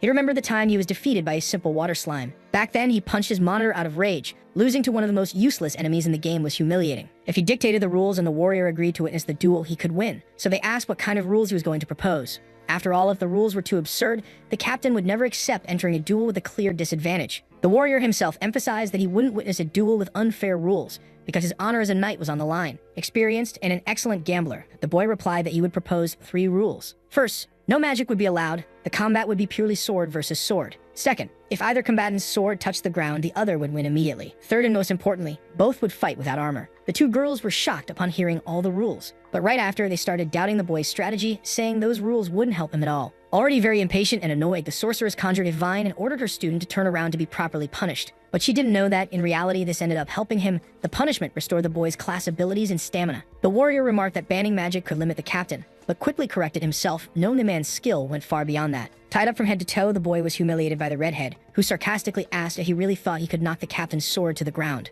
The last rule, fighting without armor, was rejected by the knight, saying he couldn't accept it because such a condition would threaten his highness's health. But the pig was confident, calming everyone around him by stating that the magistrate would not send him to the afterlife. If he did, his reputation would be ruined forever, and obviously he would make a rash decision out of mere anger. Even with all that said, the prince's friend remained concerned for his safety. Crying, he said that swords don't have eyes, and it's impossible to predict what might happen. But the boy replied that yes, that's true, yet he preferred to look at the situation from another point of view. He told everyone to try seeing the scene as if they were swordsmen who had already reached the pinnacle of mastery with the sword. Suddenly, a dog, or rather, a novice, approaches and asks to begin a duel. He asked how they would feel in the face of such a proposal. The knight laughed, saying it would be funny, even ridiculous, not realizing how immersed he already was in the protagonist's narrative. Curious, the boy asked what he would do in that situation. Would he defeat the novice or demonstrate his skills proudly? But the knight quickly answered, saying he would never do that out of respect for the honor he must uphold. After all, swordsmen are not assassins, and are taught never to humiliate an opponent. The redhead stepped closer, saying that even so, an accident might happen, but the MC reassured her, saying that against a rank 9 opponent, it definitely wouldn't. Even with little skill, he would make sure not to be defeated by accident, because he didn't want anyone, especially Carl's, to worry. That's why he believed the Marcos wouldn't be able to harm him with his sword. In other words, a swordsman would not fight with full intention, because deep down he didn't want to disappoint someone he loved. The boy emphasized that without armor and without magic, the fight would become easier, and most importantly, he would fight carefully to ensure he didn't get hurt. After hearing all that reasoning, the companions finally calmed down. They said that now everything made sense and the battle would be interesting. Laughing and visibly relaxed, the boy commented that no matter how much Lloyd wanted to defeat him, he wouldn't need armor to defend himself. In fact, the plan was to leave the opponent in pieces, which surprised his friend, who stared at him in silence. He soon asked why he wanted to do something so cruel to the warrior of the Empire. The boy reflected and said that the man was an annoying obstacle in the path to his future. But by saying it out loud, he affirms that there's some kind of intrigue between the two and that he can't reveal what he truly wants, at least not yet. His friend becomes curious, not fully understanding what he meant. The witch also appears, saying she's curious and asking if something happened between the two that no one knows about. But the boy dodges the question with a smile and simply says it's time to eat. Everyone is gathered around the campfire as the MC asks them to listen to what he has to say carefully. Knowing all the characters in this game, he says the knight seems strong and perfect, but actually has a major weakness. But the comment is met with laughter, as if the captain had any weakness, everyone would know about it. And it's unfortunate that the combination of magic and swordsmanship isn't that great. While looking at the servant, they say they've heard that combining magic with sword skills is something not yet well developed. They say this in comparison to other masters who have that ability far more refined in their minds, unlike the man. Interrupting, the protagonist says he's not referring to the markers of greatness, which leaves everyone confused, wondering what exactly the boy is talking about. The condition of the knight's right shoulder is in bad shape and the paralysis is severe, making it easier to win a duel. This leaves the blonde shocked, as he doesn't believe the captain's shoulder is truly damaged and paralyzed. This was such a well-kept secret that no one in the kingdom knew about it, making everyone ask how the protagonist found out something like that. Before saying anything, the MC reflects that when he used to play, he was nerfed because he was so powerful that no one could beat him. So he wonders if he should mention it to balance the match. However, since he can't say something like that, he has to lie and ends up saying he overheard the Emperor talking to the head of the Imperial Knights. Fortunately, the redhead and her friends believe him without much effort, giving the boy a chance to convince them to accept the duel. The boy feels happy because, if the rumor is true, the captain won't be able to use his main skill, the Vanguard sword technique. This skill requires the use of both hands, and it was with it that Elan advanced to the 9-star ranking. His perfect compatibility with the sword made many players afraid to face him in the game. Most beginners complained that the game's balance was broken, since it was impossible to beat him with such a sharp weapon and technique. At some point, the player complaints peaked, forcing the developers to seal the techniques and the use of the Howling Blade. A game unification was announced, stating that Lloyd's balance had been completed and apologizing for the inconvenience. After the update, the warrior appeared with a shoulder defect, refusing to show his skill or his sword. This was a terrible balancing implementation in the game, but ended up being a great advantage for the protagonist. Even though this is a golden opportunity for His Highness, the swordsman is still a master in combat, because even using just one hand, his skill matches that of a rank 7 swordsman, and the boy doesn't even come close to rank 1. So they joke that, to put it simply, the prince can't even compare to the warrior's pinky finger. Everyone seems to lose hope and dreams in this world, because even with the captain weakened, no one believes they truly stand a chance. Looking at the character's stats, the MC thinks that, thanks to the nerf, once he reaches a certain level, he'll have a real chance to beat him. The only problem is that he doesn't have any level at all, and even the easiest mobs in the starting stages are level 10. One of the weakest enemies is a level 10 goblin bandit, seen in almost every region of the game. When Carls asks what they'll do next, the blonde asks if there are any goblins or kobolds in this forest to hunt. With the idea in mind, they head to the Black Forest region, a dense and dangerous place full of skilled goblins and kobolds. A game notification shows that the emerging monsters in this area are bandits and thieves. The three head toward the hunting location, but the place is definitely not recommended for beginners. Watching from afar, the followers comment to the priest that the prince has started doing strange things again. The old man simply orders his companions to keep watching and not let the three fools get captured by the knights. Everyone is running at full speed, but the warrior complains that his armor is stuck, though he can't stop even for a second. In front of everyone stands the sorceress, casting fire spells, ready to defeat the first mobs and farm XP. Approaching is the excited boy, asking his master to almost defeat the first enemies. And that's exactly what the young woman does, casting fire magic on the two of them, bringing their health down to almost 0. With both nearly defeated, the blonde steps forward and a notification appears stating that the goblin thief has been captured. The prince's role is simply to finish off the enemies and earn the XP from the victory, and that's exactly what he's doing now. With a single strike, he defeats both with little difficulty, as their health was already nearly gone. But this system only works inside the game, because in real life, finishing off enemies grants no combat experience. His team doesn't understand what kind of training this is, since they do all the hard work just for someone else to deal a final blow. The boy's order is to defeat no one, and instead he asks that all enemies be brought to one place, so he can take them down with a single precise strike. Being quite the executioner when it comes to training, the redhead shouts, telling him to train properly, since one only learns and practices his skill by using it constantly. However, this strategy is common knowledge for any player who's ever entered GFW, and it's exactly what the MC will do for the next few hours. According to the game's system, the stronger the enemy you fight, the more experience and XP you gain by defeating it. Even if a low-level player defeats a high-level monster when it's nearly dead, almost on its way to heaven, they still earn a large amount of XP. Being the one sending all the enemies to the afterlife, he's receiving all the experience points. After a good amount of farming, a system notification appears stating that the boy has finally leveled up. The feeling of leveling up is strange. A warmth spreads throughout the boy's body,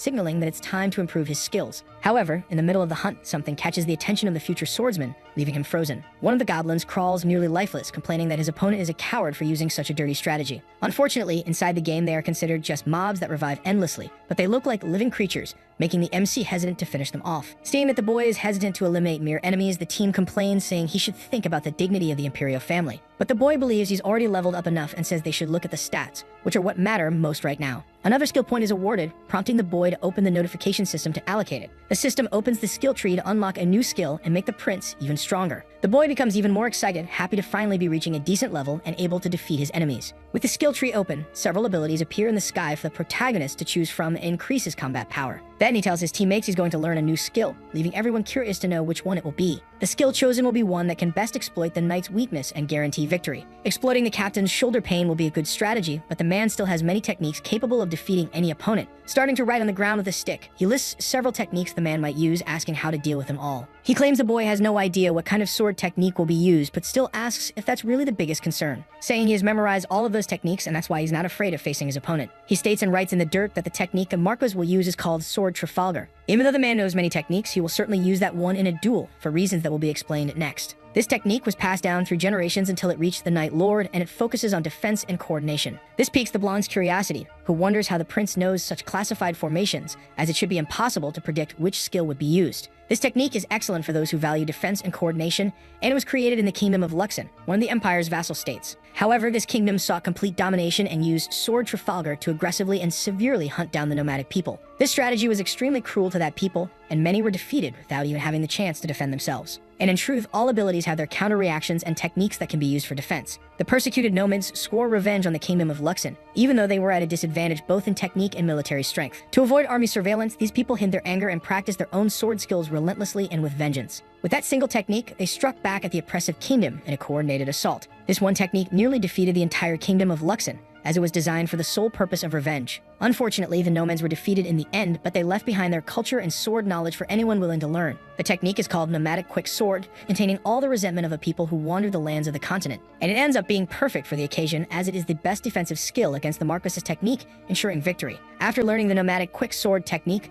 there will be a small hope of winning. However, the knight will only allow his friend to fight if he is sure the boy won't get hurt. Turning to the redhead, he asks if she understood the entire strategy and now has confidence in their team's victory. After a few seconds of silence, she finally shouts excitedly, asking when her disciple studied history like that. Approaching him, she says she could have taught the boy anything he wanted about history, and he justifies his knowledge with a lie. After hearing from the prince himself that he read the book, the team is speechless, since the pig had never shown interest in reading or intellectual things before. Confident in victory, the witch gives the boy permission to learn any skill he wants, praising him for making quick decisions. Opening the skill tree, he starts wondering which one he should choose first. And as expected, high-level abilities can't be seen and only appear as mission markers to be unlocked later. Fortunately, the hare is a pro at this game and knows everything about the skill tree. He knows exactly what to do for the perfect build. After a while, he searches for the location of the Nomadic Quick Sword technique and finally finds it. Unfortunately, to unlock it, he'll have to open sub-skills and first learn Traveler's Martial Arts. However, to unlock Traveler's Martial Arts, there's a minimum requirement of 3 points, shocking the MC with a high cost. In fact, according to his stats, the boy only has 3 skill points to distribute across the entire tree,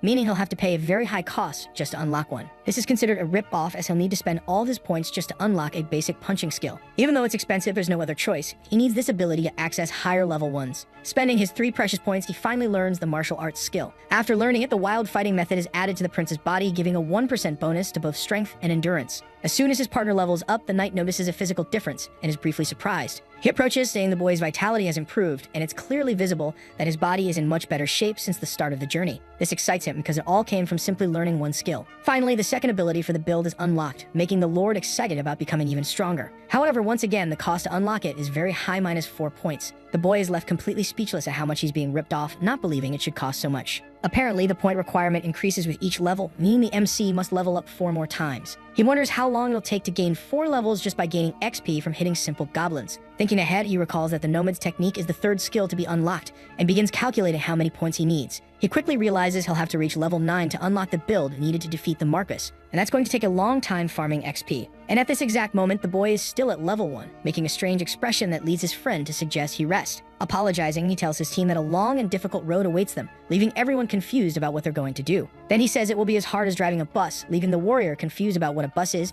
since he only knows of an escort. Excited, yet still wearing a tired expression, he tells them to keep going, because there are many levels left to climb. Some time passes and the followers of the God of Vengeance remain in the same place, but they begin to fear being discovered. After several hours of XP farming, he finally manages to unlock the second skill, learning extreme training. Only the last ability remains, but everyone is completely exhausted and reaching their limits. After so much farming, everyone starts going a little crazy and asks to hit the prince's backside a little to get some immediate relief. Even with his stamina nearly full, the two argue over who gets to use the vine first. While getting hit, he never imagined he'd go through something like this, but thanks to his team who are aiming at his rear, he might live a long life. Watching from afar with binoculars, the followers complain that this scene is more than they should be seeing and wonder if they should run or not. After several days of training, night falls in the forest and people begin gathering once more. After fighting non-stop, the boy is much thinner and in shape. It would be strange if he weren't after all that effort. Speaking to the sorceress, he asks if there's a way to fix his clothes as he became so thin that they're slipping off and falling from his body. So he's handed a type of belt to tie his garments while they wait for a more practical solution. Everyone is tired, thirsty, and hungry, but the prince, focused on his goal, ignored their requests. Finally, he manages to unlock the technique he wanted so badly,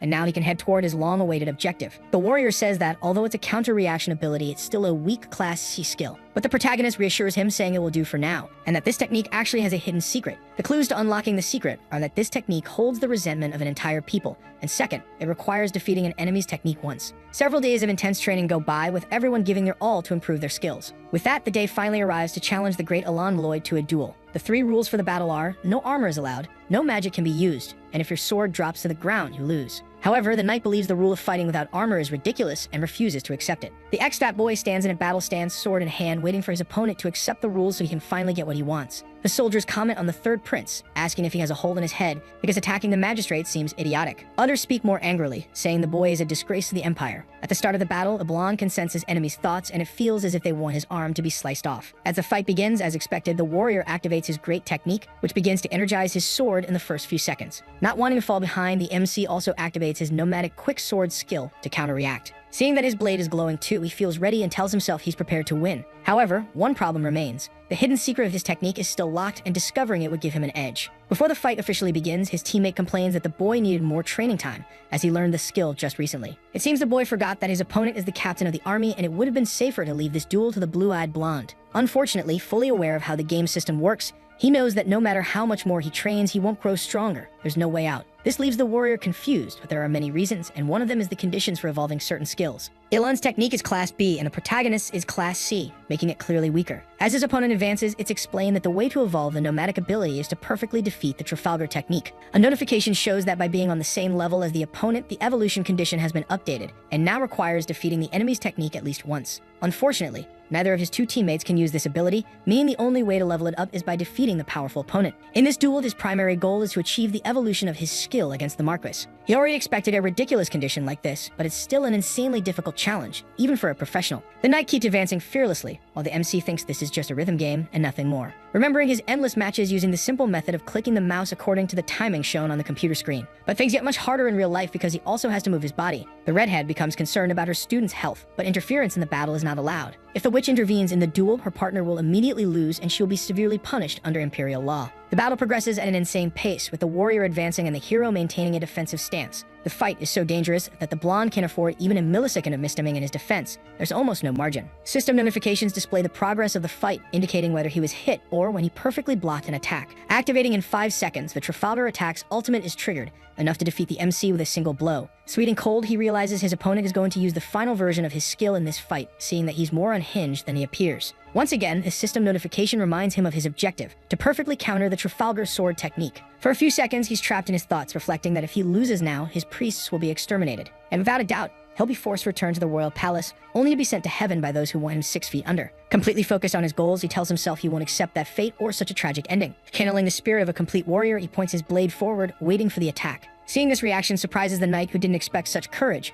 making him pause for a few seconds. Being a professional in this game, having spent half his life in it, he's faced this opponent many times, even if only in a virtual world. With the sword energized, the man proudly says that, judging by his opponent's spirit, he won't have to hold back in this battle. So he won't restrain himself in defeating the protagonist. However, the MC already has all his habits and attack methods memorized. He doesn't feel even a bit of fear of this ultimate attack, since he knows exactly how to react in order to survive it. The 2 charge of each other, but the MC knows he won't be defeated in such a simple way. Wearing a confident smile, he blocks the attack while advancing with a counterblow to secure victory. Seeing that his strike didn't hit his enemy, the captain is completely shocked, wondering how his attack was stopped. Dodging the blow leaves red sparks scattered throughout the environment. Meanwhile, the soldiers watch in surprise since they didn't think a prince would last this long. Realizing that the blue glow and frozen time are just like last time indicates that the clock has stopped ticking. Multiple system notifications appear, showing what's happening, and the main one reveals that the nomadic technique has evolved into the manatee sword method. Another notification tells the MC to choose one of 3 effects now displayed on the screen. The boy, frozen in time, is shocked that he finally managed to evolve his skill. Now his only task is to choose which effect to acquire. Before choosing, he celebrates, completely stunned that he survived the madman with swords,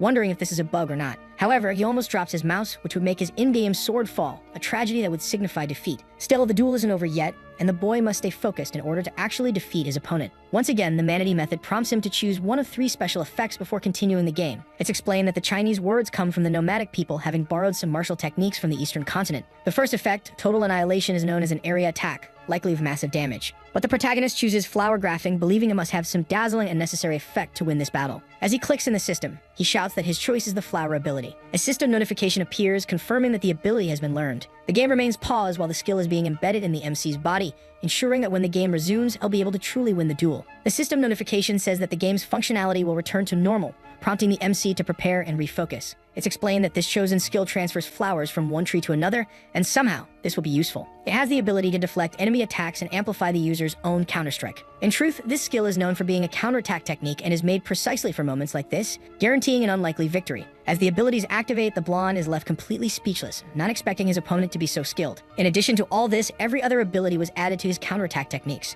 and even a skilled master swordsman can't withstand such a powerful strike. The only remaining concern is the player's own skill. But in this case, there's no need to worry, because we're talking about a professional gamer. Knocking the Great Knight's sword to the ground, he reflects that, as someone who played this game his whole life, this is nothing more than a simple challenge. With a single precise strike, the magistrate's sword flew far away, leaving everyone impressed. The soldiers are left speechless, as they knew the skill of their commander, and even so, he wasn't able to win the battle. Everyone starts wondering how this happened and how the general dropped his sword. Even the protagonist's own team was surprised, as they hadn't truly believed their friend would win, left speechless when they saw victory. The captain looks at his hand, still realizing he's without a sword, and wonders if this has become a hand-to-hand duel. He's deeply confused since his blade was knocked away after a simple clash. He wonders what move the prince used to accomplish that. Even after winning, the blonde remains frozen in place because it was an achievement far beyond extraordinary. Starting to retrace the battle steps, the knight reflects on what technique his opponent used to understand how he was defeated so easily. He realizes the technique used was the one created for counterattacking, the Trafalgar technique, and wonders how the pig learned something so specific. Because before the player took over his body, the prince was nothing but a useless drunk, and now suddenly he's winning a duel. With excitement, he simply says he won the battle, keeping a smile on his face as now he can finally continue on his path to the army headquarters. The magistrate realizes this wasn't a coincidence, it was carefully calculated, while his opponent says he wants to give a few orders. Shouting, he commands all the knights to step aside and clear the portal's entrance, though the tension from the duel still lingers in the air. Growing suspicious, the Imperial asks his opponent if he's really sure he's the 3rd prince he used to know. His theory is that the great Imperial dragon has been reborn after hundreds of years, right now. Getting a chill down his spine, his second theory is that the hare's body was taken over by a necromancer from the Eastern Sea. The boy reassures his opponent, saying the duel is already over, and asks if he wants him to prove his innocence in a more violent way. With sarcasm, the man replies that if the boy wants them to get violent, there's nothing that can stop him. This surprises the MC, as he didn't expect his opponent to actually be open to seeing him act aggressively. But it turns out to be just a joke. Walking slowly to retrieve his sword, he acts calmly, accepting his defeat according to Imperial law. Then he announces to everyone that the head of the Lloyd family acknowledges his own defeat in favor of the protagonist's victory. Suddenly, he kneels before the boy, leaving him completely speechless. He didn't expect something like that to happen. He says that being able to compete with and receive instruction from the 3rd prince, the pillar of the empire, brings him an honor he will never be able to contain in his heart. At peace with himself, even in defeat, he thanks his opponent for the duel and the lessons learned. This leaves the player deeply surprised, as he never expected one of the Empire's greatest swordsmen to consider it an honor to be defeated by the Pig Prince. A system notification shows that the unexpected event has ended with Elan being defeated in the noble duel. Unfortunately, the knights do not accept that they lost and demand a rematch, upset because they believe their general was humiliated. After much commotion and everyone saying something was off in that duel, the captain stands up, irritated, asking everyone to stop, declaring that this was a legitimate battle. He asks if his comrades didn't see that he dropped his sword, while the prince still held his, which clearly signified victory. Even so, they continue to doubt it, thinking and forming a theory that maybe the captain let the hare win. Therefore, they say the duel must be declared void and redone. Reflecting on it, the MC knows that even in defeat, Lloyd is a powerful man who could break any sword with his bare hands. Stunned, the MC tells his opponent that he was worried he wouldn't accept the outcome. But this reaction is a bit unexpected. While calming his soldiers, the man says he doesn't need to give any more explanations for why he accepted his rival's victory.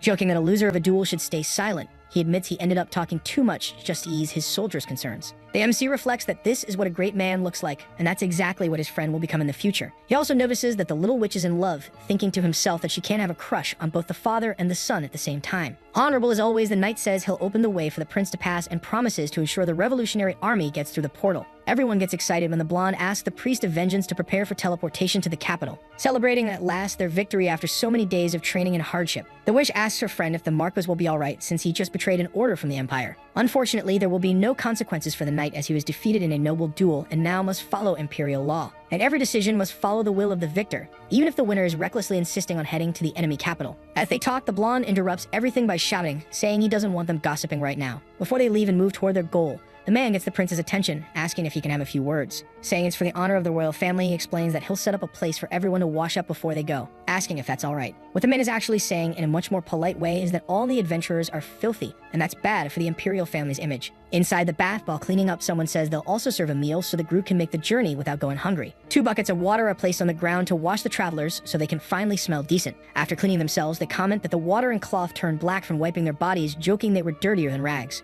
Heading toward the forest, the witch disappears, saying she'll clean herself with magic, but it somehow feels like a lie. They remark that if she really could clean herself with magic, she would have done it earlier. Throwing an entire bucket of water on his chest, the boy turns to his friend and says he has something important to ask. Surprising the MC, he asks what words were exchanged with the captain before the duel began. The prince is startled as his friend overheard the blackmail involving the magistrate's son. Innocently and curiously, he asks what it means to worry about your grown son, since he still doesn't know the knight is his father. The boy starts to panic, realizing he must stay calm and avoid saying too much. It's strange since the boy suddenly seems clever, totally out of character, and admits he was stunned when he heard the word son. Dunking nearly his whole head in the water, the protagonist realizes he may have said too much, possibly revealing a huge secret too early. Still holding the bucket, the blonde begins to think out loud, saying maybe it's a secret about his birth. This leaves the hair completely frozen, realizing he's been found out, and now he'll have to invent a much better lie or tell the truth. Starting to get nervous, Carls asks if the father mentioned earlier is the captain and wonders if there's some secret surrounding his birth. Seeing that the secret is on the verge of being exposed, the boy starts to get out of the bath, trying to think of a way to deny everything. To buy himself a few more seconds to think, the MC grabs a bucket of water and throws it at his friend, lying that his hand slipped. He explains that he splashed water on his friend because he was talking too much nonsense, and that none of what he thought is actually true. He asks him not to overthink this useless subject. However, this only makes things worse as the warrior becomes even more confused about why the topic would be useless. Wondering what to do now, the protagonist knows this moment must be revealed someday in the future, during a reunion mission between father and son. He starts to worry because he doesn't want to ruin the best mission in the whole game in such a silly way, which is the Midnight Night quest. Even worse, he's still naked in a bathtub, and as a serious human being, he won't tolerate that. He asks his friend for a few seconds, explaining that it's not quite what it seems. He lies to him, saying he's thinking and saying crazy things and that none of it is exactly like that. And his friend says he's relieved to hear it. This surprises the blonde because his friend is relieved that the Marquis isn't his father, which is actually terrible news. However, remembering the previous duel, it makes a bit of sense, since the magistrate seemed to be a very harsh man with both his children and his companions. He smiles, reflecting that it's understandable his friend wouldn't want to be the royal knight's son. Sweetly and with relief, the boy says he thought he had a different father, and actually believed it was General Lloyd. Once again, this worries the MC, as all the pieces are falling into place too soon, which could ruin important quests in the game. Flexing his muscles, the boy says it's a wild idea for a simple escort warrior, but does make some sense, since he knows the general very well. Trying to hide his discomfort, the blonde asks what else he can even say in this situation, outwardly calm, but inwardly anxious. Throwing another bucket of water on his friend, he tells him to get those weird ideas out of his head before he loses his mind. While bathing, he thinks about how ironic and comical this whole situation is from beginning to end. Because in truth, his friend really is the Marquis's son, and all the effort he's making now to deny it is just to avoid disrupting the world's natural timeline. But he knows that soon enough his friend will learn the truth, and it will clear up all the questions he has about his own birth. When the knight calls his attention again, the boy starts to freeze up, wondering what it is this time and how he's going to escape this new situation. Fortunately, the question is simpler. How does the prince know the captain so well without being a close relative? Once again, the warrior gets annoyed, because earlier his companion was talking total nonsense, and now he seems smarter than before, making strong arguments. But he knows that the more he reveals about this game, the stranger the world becomes. Up until now, he's managed to dodge things with excuses, but that won't work much longer. That's because he took over the body of the insane pig prince, who threw away all knowledge and only cared about parties, food, and gambling. And he feels that, over time, his excuses will begin to fall apart and become irritating to everyone around him. Worried, he says he needs to think of something quickly, because if Carls and his master discover the truth, he's truly doomed to ascend to heaven. While he reflects out loud for a while, the knight asks if his highness has a problem, since he's been acting very strangely in these recent moments. After thinking for quite a while, he realizes that all he needs is the perfect setup, and that way, he'll escape all his problems. Night falls, and the adventurers begin heading toward the portal, once more to finally reach the capital. The hooded figures gather in front of the portal, almost like a legion of fanatics. The witch complains that it's taking too long, that the problem is they need to move several people through a single portal, so the time required is significant. It will take half a day to inject enough mana and confirm the correct coordinates. Otherwise, they risk ending up in the wrong place and ruining the entire plan. Impatient, the sorceress steps forward and pours in all her mana, saving everyone from the waiting time and showing her exceptional magical ability. The followers are amazed as the energy increases at an incredible rate, speeding up the entire process. Thanks to the girl's magnificent power, the task can now be completed in just 1 hour. After taking their much-needed baths, the two adventurers finally return, and the prince asks if everything is going smoothly with the transport portal. We also see that the boy is wearing new clothes, much nicer ones, gifted to him by the knights for free, allowing him to have his own style now. The knight explains that the prince's old clothes had become so loose they could no longer be worn thanks to the significant weight loss he experienced over the last few days. Showing off the fabric, he says it feels much better balanced now, probably because it's knight-grade clothing. Even the priest of vengeance praises his friend, saying he looks much better now with a cleaner appearance. With a smile on his face, the blonde agrees, happy not to look like a delinquent anymore. From afar, the silent hooded man appears, saying he still can't believe something, being mysterious even in his words. He then asks his companion if he really defeated the captain, and the prince replies that if he had lost, all of his comrades would already be long gone. He points to the knights, asking if his colleague can't see them from afar standing peacefully, affirming that even if it's a hard story to believe, the greatest proof of his victory is the fact that they are all still there. Mocking, he asks the man to take off his hood and take a closer look if he doesn't believe it. After all, he is not a son of darkness. Feeling disrespected, the possible main character slaps the protagonist in the face, angered by the mockery. Unfortunately, today was not the day the protagonist saw the masked man's face, and he complains that he didn't need to get slapped over a joke. The magistrate approaches his highness as he had apparently been searching for him everywhere. Followed by the entire fleet of knights, he says it's a joy to see him so enthusiastic in pursuing his goal. This greatly unsettles the player, as there is something wrong with the man that deeply disturbs him. They are startled when the captain says he has decided to ensure everyone's safety regarding the priests. However, in a peaceful manner, the man says that both sides have threatened each other for a long time, and obviously, there were misunderstandings in the process of forming an alliance. With a focused look, he asks his highness why not introduce everyone so they can get to know each other better, which is quite suspicious, as normally both sides are rivals in every aspect, and suddenly an imperial wants to be introduced to the revolutionary side. The magistrate explains that it is necessary to have the servant's perspective, since it feels like sending the empire's future into the unknown. Speaking in a strange tone, he says he should get to know who is leading the opposing side. Addressing the priest on his team, he asks him to introduce himself along with the rest of his companions. The two main members of the assassins think this is a ridiculous idea, as introducing themselves to the head of the knights is dangerous. Realizing this won't work, the MC asks the Marquis to let the introductions happen later, and that they should proceed to the teleport portal. Seeing that the prince won't clear up any misunderstandings between the two sides, a knight begins to devise a plan. Getting close to the priest of vengeance, he speaks directly to him, saying he has a request for the man to fulfill. He states sincerely that he wishes to send his regards to someone special. Suddenly, he strikes the leader of the assassins in the neck, completing the sentence. The regards are for Archbishop Randall of the temple. The blonde stands completely speechless, thinking, who is this archbishop, as he watches his friend being defeated. The boy is left speechless at the sight, as he didn't know this was going to happen. Archbishop Handel is the highest priest in the entire Church of Aelum, the supreme leader above all the lesser priests, having achieved brilliant feats, coming very close to earning the 9-star rank, the same as Lloyd.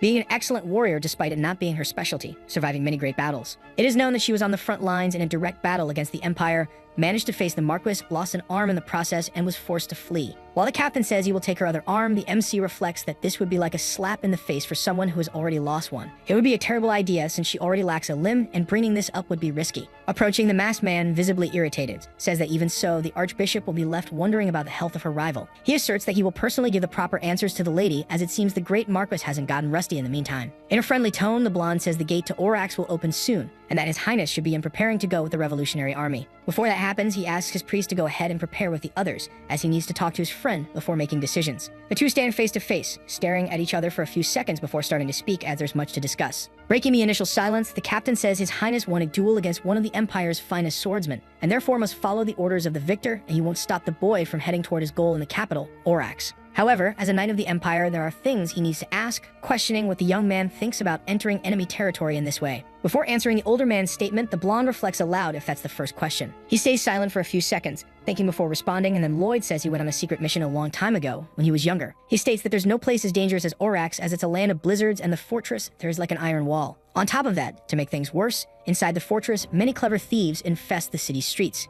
At the city's market, there are many dangerous items being sold casually as if they were nothing. The region is incredibly chaotic, to the point where human lives are discarded as if starting over that way was normal. This specific knowledge about the capital makes the knight wonder how the prince knows so many details. Calmly, he begins to say that inside the place there are 6 factions, including 2 churches. Above all of that, in the city, who's the leader of the revolutionary army, who unites all these people under one greater cause. Before the boy can mention the name, the warrior reacts sharply, saying that even thinking of that name inside Imperial territory is a crime. Growing impatient, the protagonist says he knows enough about Orax and yet is not surprised. Which is surprising because in the mountains surrounding the region, there's a dragon's nest, also known as a major dungeon. It's a terrible place filled with crazed dragons who kidnap rival children and abandon them in the nest. Moreover, this is the only place that gives humans a chance to command powerful dragons. And that's exactly what the blonde intends to do. Challenge this mission and gain the ability to command a dragon. Worried, the warrior says many people try this challenge every year, but the last person to succeed was 17 years ago. His name was Feral Karaz, and ever since he disappeared, there have been no more dragon riders on this continent to this day. Still confident in his abilities, the MC says that if Karaz could do it, he will too, with no fear of failure. Even if the warrior doesn't consider the last dragon rider a normal person, he was still human, and that proves anyone can do it. Even so, it will be an extremely difficult task, and it's not something that can be conquered with determination alone. It will require a great deal of effort, but if he has all the necessary equipment, a high level, and the right skills, he'll succeed. Being a clever and experienced player in the game, this is a dungeon that's worth the effort to complete. The plan is to prepare as much as possible in the capital before entering that dungeon, only then will victory be assured. He promptly says he's not asking for the Marquis's permission, stating that this is the path he's chosen for himself. This attitude surprises the magistrate for a few seconds, as he didn't expect the pig to be showing confidence in his own abilities. Stopping to think for a few seconds, he concludes that the person in front of him is no longer the third prince he once knew. He can't see any trace of the fool who was rotting away inside the imperial palace with parties and drinks. He also wonders how the boy knew about his son's secret, which was locked away under 7 seals. Moreover, the technique used to counter the knight's ability wasn't known to just anyone. Lastly, he questions how the prince got information about Orax, while at the same time the blonde reflects that he has fought this knight several times. Looking into the eyes of his former rival, he can feel the blade of a sharp sword at his throat. He can vividly sense the feeling of sword against sword during the duel they had just minutes earlier. Finally, the magistrate wants to ask a second question to his new companion. He states that this is the most important question, so the boy must answer it with honesty. Fortunately, the boy had already prepared his answers while washing up, since it's suspicious how he knows the secrets of Karl's. The question is what he should tell the Emperor about the current state of his son, since he had a clear mission to fulfill and won't return with the objective completed. This question catches the boy off guard, as he wasn't expecting it, leaving him speechless for a few seconds while thinking about how to respond. Since Gilozan's father is the emperor known as Yahello, the 44th emperor of the Baltic Empire, a cruel genius. His personality is terrible, which is why he received the nickname Demonic Emperor after starting a continental war. Because of his tyrannical nature, his hobby is to start unstoppable wars until everyone is destroyed, making him the craziest character in the entire game. While the MC is at a loss for words, the warrior asks if he should report to his majesty, also asking if he can just tell the truth about what happened here. Not knowing what to say, he simply agrees since the question was completely unexpected. The boy asks the Marquis what will happen if the truth is reported, and the warrior says a rescue team will be sent to find the prince. Unfortunately, this would ruin all the heir's plans, so he starts thinking of a plausible excuse to give his father, as he doesn't want his journey interrupted. Suddenly, he comes up with a good idea, thinking he might be able to create a convincing scenario for the situation, calling the general in front of him to share what he has in mind. Revealing his plan, he orders that they tell his majesty the pig prince suddenly became a prophet. And this is a known illness in this world, known as the prophet's disease, which is why the captain is shocked. In this world, occasionally, people without strong magical abilities suddenly gain the power to predict the future. Eventually, they're taken to the heavens, and the MC says it's a well-known illness throughout the empire. This makes the magistrate even more worried, because what the boy says is true, the emperor will be even more distressed to hear his son has a serious illness. But in truth, he wants him to say something else to his father, asking him to report that the third prince traveled to Orax, deep in enemy territory, to steal the vault. It's explained that the commander of the revolutionaries possesses several items once belonging to the empire, including an ancient magical ring called Tears of Dawn. This ring is relatively famous, quite powerful, and filled with magic. Even the general himself has heard of it at some point in his life. This plan will surely work, as the king will definitely recognize the story and be convinced. It was something lost by the ancestors in a distant past, which made Emperor Varishan start a war to reclaim it. The plan is to say the heir left for Orax, suffering from the prophet's disease, and intends to steal back the Tears of Dawn ring. If it's reported that way, the emperor will feel at ease, and that helps the older man too, as his highness's life could be in danger. Reassuring him, the warrior says if everything goes well, they'll get a precious ring, and he prefers to be alone for now. After all, he knows how to defend himself like no one else, as was proven earlier. Finally convinced, a blue light appears around the man, indicating it's time to head to the portal, which excites the boy. The portal is already ready to go to the capital. Meanwhile, his followers are calling for their leader. Not wasting any time, the boy starts running, saying he's coming because he wants to reach the capital as soon as possible. However, he stops halfway, remembering something he wants to tell the knight, and calls for its attention. He gives the magistrate a tip, saying his shoulder will be hard to heal. The best way to treat is to visit the dwarves in the central desert. This makes the man curious, as every second that passes, the prince shows more signs of truly having contracted the prophet's disease. Which is funny, because it seems the man is more worried about his highness and the illness than healing his own shoulder. Repeating once more to fix it in his friend's mind that he must go to the dwarven agora. Rejoining his team, he asks the priest to continue with the teleportation, excited to finally be close to reaching his destination. Before they leave, Karl says he's a bit nervous, and the redhead agrees, saying she's not sure this is really a good idea. But, as confident as ever, the boy reassures everyone saying not to worry, this is definitely going to work. Watching everything from afar, the warrior is content, realizing he had never truly stopped to get to know his highness until that moment. And he's at peace, because the prophet's disease only reveals things about the future. It doesn't entirely change someone's personality, as it seems to have done to the boy in front of him. He says that from now on, the choices the MC makes will be at his own risk. And with a smile, repeats the phrase the boy had said earlier, only he can decide the future he'll have. That line stuns the blonde, as he didn't expect such support from someone who, just hours earlier, had been his rival in battle. Lastly, he bids farewell along with his soldiers, wishing for a peaceful and safe year of journey ahead. All of this feels very strange, as the magistrate's eyes, once full of hostility, are now filled with worry and care. Looking to the side, he understands that this is, in truth, the concern of a father for his son, who is setting out on a dangerous journey. He reflects tenderly that the warrior is simply a fool who thinks about his son from the moment he wakes up until the moment he sleeps. Before the portal activates, the man says he still doesn't know the prince well and is curious to learn more about his personality in the future. Speaking tensely, he asks the MC to visit Lloyd Mansion upon his return, as it will be a perfect place to stay. Additionally, in the mansion, there will be a well-polished sword along with a shield ready for battle, which scares the blonde. And that is a more than clear invitation for a future fight between the two. With eyes full of excitement, he says the best tests will happen in the years to come. This makes the protagonist even more tense. He agrees with the statement, but is internally afraid of what might happen. The man doesn't stop talking and wants to send more messages before saying goodbye, catching the boy's attention once again. He asks, with love in his heart, for the prince to take care of his son and ensure his safety. Not wanting to waste any more time, he rejoins his group and says he'll ensure the safety of his friends. Finally, the portal activates, transporting the entire team to the capital, while the soldiers watch everything from a distance. After a long time, the journey finally reaches its intended destination, the capital of Orax, and the entire team is gathered with a single goal in mind. However, something is different in this land. The sky is gray and snow falls without stopping, making everything feel strange. The city is extremely dirty, with a massive fortress surrounding the area. Then, the leader of the assassins welcomes the third prince to the capital of his army. This place is the headquarters of the revolutionaries, the fortress and city known as Orax. It is a gray city full of dangerous outlaws, and at the same time is the base of the revolutionary army. Impressed, the boy says the city is amazing because it reflects and looks exactly like how he saw it on his computer screen. The two boys are enduring extreme cold, and the MC reflects that it was hard to understand how freezing this place was just by looking at the screen. Unfortunately, the witch has to use magic to warn the two of them, complaining that her disciple always needs assistance for being so careless. Also, upon arrival, a notification appears. The mission, Escape a Crisis, has been completed. This was the first mission the protagonist received when he nearly died right after being born into this world. Having escaped the crisis with the assassins and fled from Imperial territory means he perfectly completed the mission. Recalling everything he's gone through since the beginning of his journey,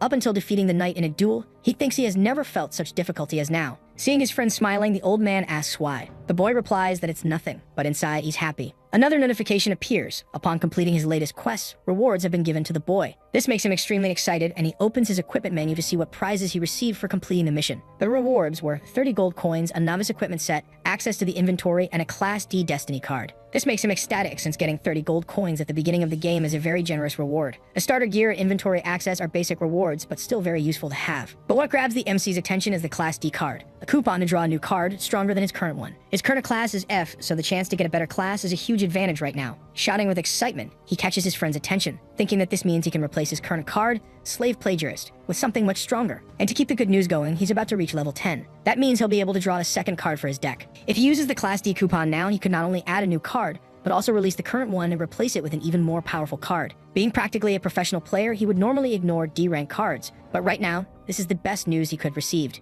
Looking at his coupons, he imagines it would be perfect if, on the second try, he managed to pull the Archmage card. A team of soldiers spots the third prince and his subordinates and immediately orders that they all be arrested. This makes the blonde curious, as he wasn't expecting this kind of reaction, and apparently they'll have to face a dangerous battle. The soldiers surround the protagonist's team with sharp spears, without even identifying themselves. But being deeply knowledgeable about the game's story, the MC quickly realizes these are the Titan Special Forces, recognizable by their black armor. He warns his team that these soldiers are equivalent to the Empire's elite troops. In short, they are surrounded by knights at Karl's level. There are many of them. It would be impossible to handle this situation without getting seriously injured. It doesn't take long before one of the soldiers grabs the protagonist from behind in a strange way. Because he has a certain affinity for masochism, being held like that causes his stamina to increase, probably due to the object touching his back. Other soldiers approach and capture the prince's subordinates with authority. Seeing that his friends are about to react and fight, the boy steps in and asks them not to act rashly. He says that right now, fighting is absolutely forbidden, which worries the warrior, as this could become dangerous for the prince. The only problem is that this isn't Imperial territory. There is no law or noble authority that can save them in this moment. This is a city full of outlaws, desperate for revolution, and they are nobles standing in the heart of the capital. Someone approaches slowly, saying that the prince's words were correctly spoken. Barmilo appears, saying that resisting is not a good choice, surprising the MC, as it seems he has betrayed everyone. This leaves everyone in disbelief of the man's sudden betrayal, but he insists that's not what's happening. Before letting his former leader be taken away, he says he has something important to tell him. He whispers to his old friend that if he wants to survive another day, the best thing to do is not to try to deceive the archbishop of this place. Finally, the blonde understands everything that's happening and is left speechless, wondering what he should do. Because when he was about to die, he pretended to be the god of vengeance to escape sudden defeat. Now he realizes that pretending to be the god of these people in front of the archbishop's church is a sin, and its punishment is nothing less than defeat. So many things happen at once that the protagonist forgot the old man had never believed his lie from the beginning. Trembling, sweating cold, and very afraid, he turns to his team and says that this situation is a bit complicated and apologizes. This makes his friends irritated as they don't understand what's going on, and he apologizes once again. Wasting no more time, the soldiers order that the prince and his companions be thrown into the dungeon to await judgment. The protagonist is in a dark room and someone mockingly says that somehow his daily routine has turned into being tied up like this. Trying not to show fear, he jokes with the bishop,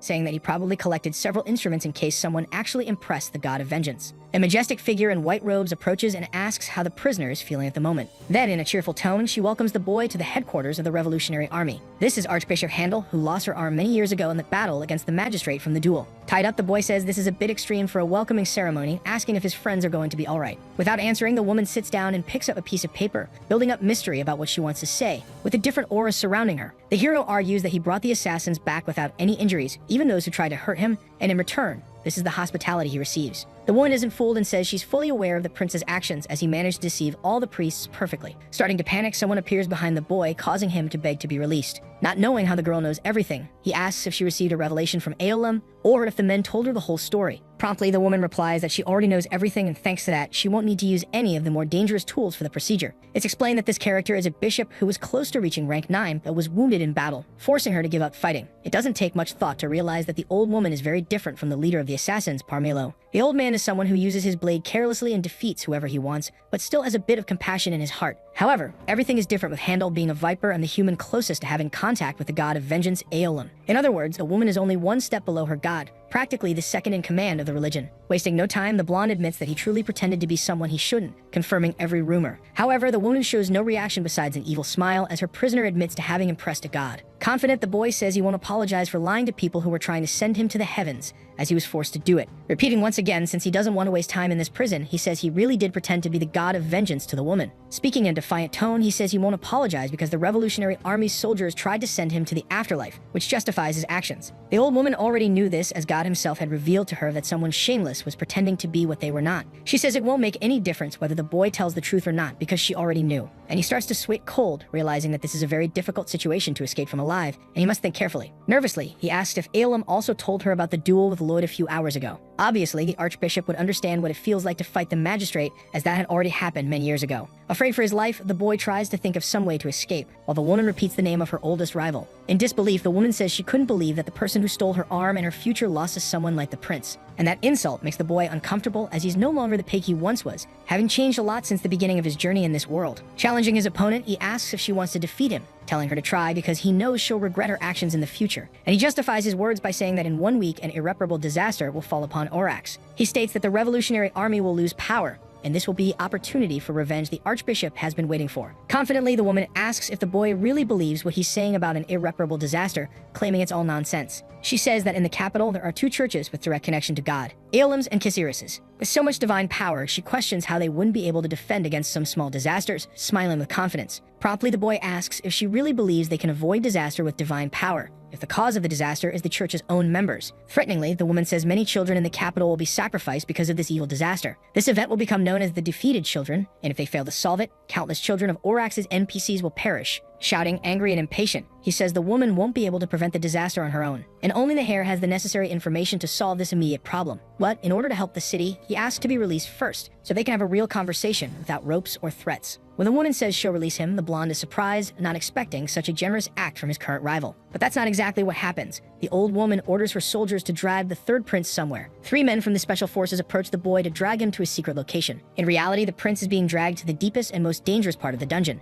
And while that's happening, he asks the soldiers to take him more slowly. Suddenly, he's kicked into the cell, and left to his own fate there. Fallen to the ground and in pain, he asked the woman how she could do this, saying this treatment has gone too far. Someone inside the dungeon recognizes the prince and gets excited, thinking he came here to save them. The person is the warrior who is happy because he believed his friend would come rescue everyone. But breaking the expectation, the MC says he's just like everyone else, also imprisoned in the dungeon. Worried about what might happen, he approaches his companion and asks if he's okay and where the magic teacher is. But actually, looking to the other side of the room, we see a feast and some witches relaxing on an extremely comfortable bed. This shocks the prisoner as his companions are relaxing while he went through horrible treatment. He wonders what kind of discrimination this is, since just minutes ago he was in the torture room while his comrades were eating the best food. And the girl explains that she managed to sleep so well in this kind of situation because she was full of food and lying on a comfortable bed, and anyone would be able to fall asleep easily under those conditions, complaining that it was the prince himself who made her eat dried meat for days until she couldn't take it anymore. Still complaining, she says she's extremely tired and asked her friend to be quiet while there are still good things to enjoy. And what she says is true, since in recent days they traveled through mountains and forests for a goal that wasn't even theirs, suffering beyond measure. In the digital game, an NPC follows the player 24 hours a day without complaining or thinking. While reflecting, the boy asks if his highness is dealing with some problem, but concludes it must just be extreme hunger. So they sit and call their friend to join them with a banquet full of meats laid out. He finally understands that the people in this game are real, alive, and breathing like everyone else, and should be treated as humans,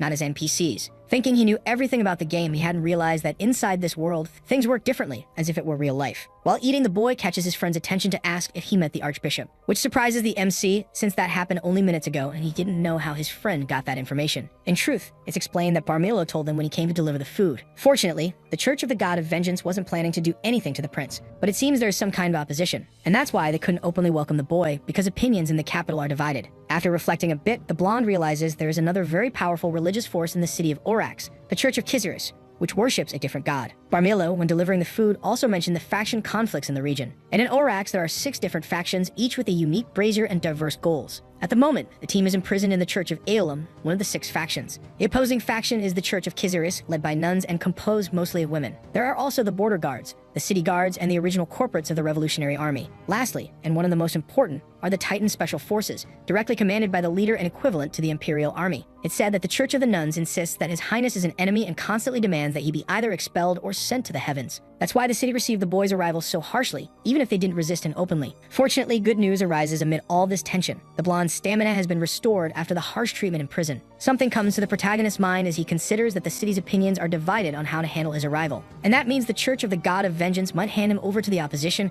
putting his life at risk once again. Turning to his companion, he asks if the priest said anything else, if he actually revealed any other crucial information. The man begged the boy not to draw attention this time, as it would be very dangerous to do so in a city full of thieves. Terrified, he starts to wonder what the old man meant, as he has no idea what it could be. Someone approaches the scene elegantly and calmly, dressed in white clothing. The 3 freeze in place, waiting for the person to come closer, not daring to speak or move. Just one comment is enough to scare Galosin, making him drop his food in fear. The old woman approaches and asks if the prince waited long for something. The Archbishop apparently came to see the person she had imprisoned, as a way of humiliating him. But actually, what she's about to say isn't coming from her role as a priest, but as a person. This makes the blonde and his team quite tense, as it's rare for this woman to act outside her religious function. What the boy said earlier is bothering her greatly, making her extremely concerned about the disaster that's supposed to happen in a week. However, the word of the hair alone isn't enough to convince the priests of the church. The woman is quite intrigued, as Lore was not experienced in battle, and yet he lost to a newly arrived boy. Opening the cell, she states that she probably believes the boy heard things from the Emperor and must know information no one else does. And then, as she opens the cell, she says she chooses to believe the boy's word this time. Leaving the cell, the woman repeats once more that she is taking a risk and trusting the protagonist. She has something in mind by doing this and trusting the third prince,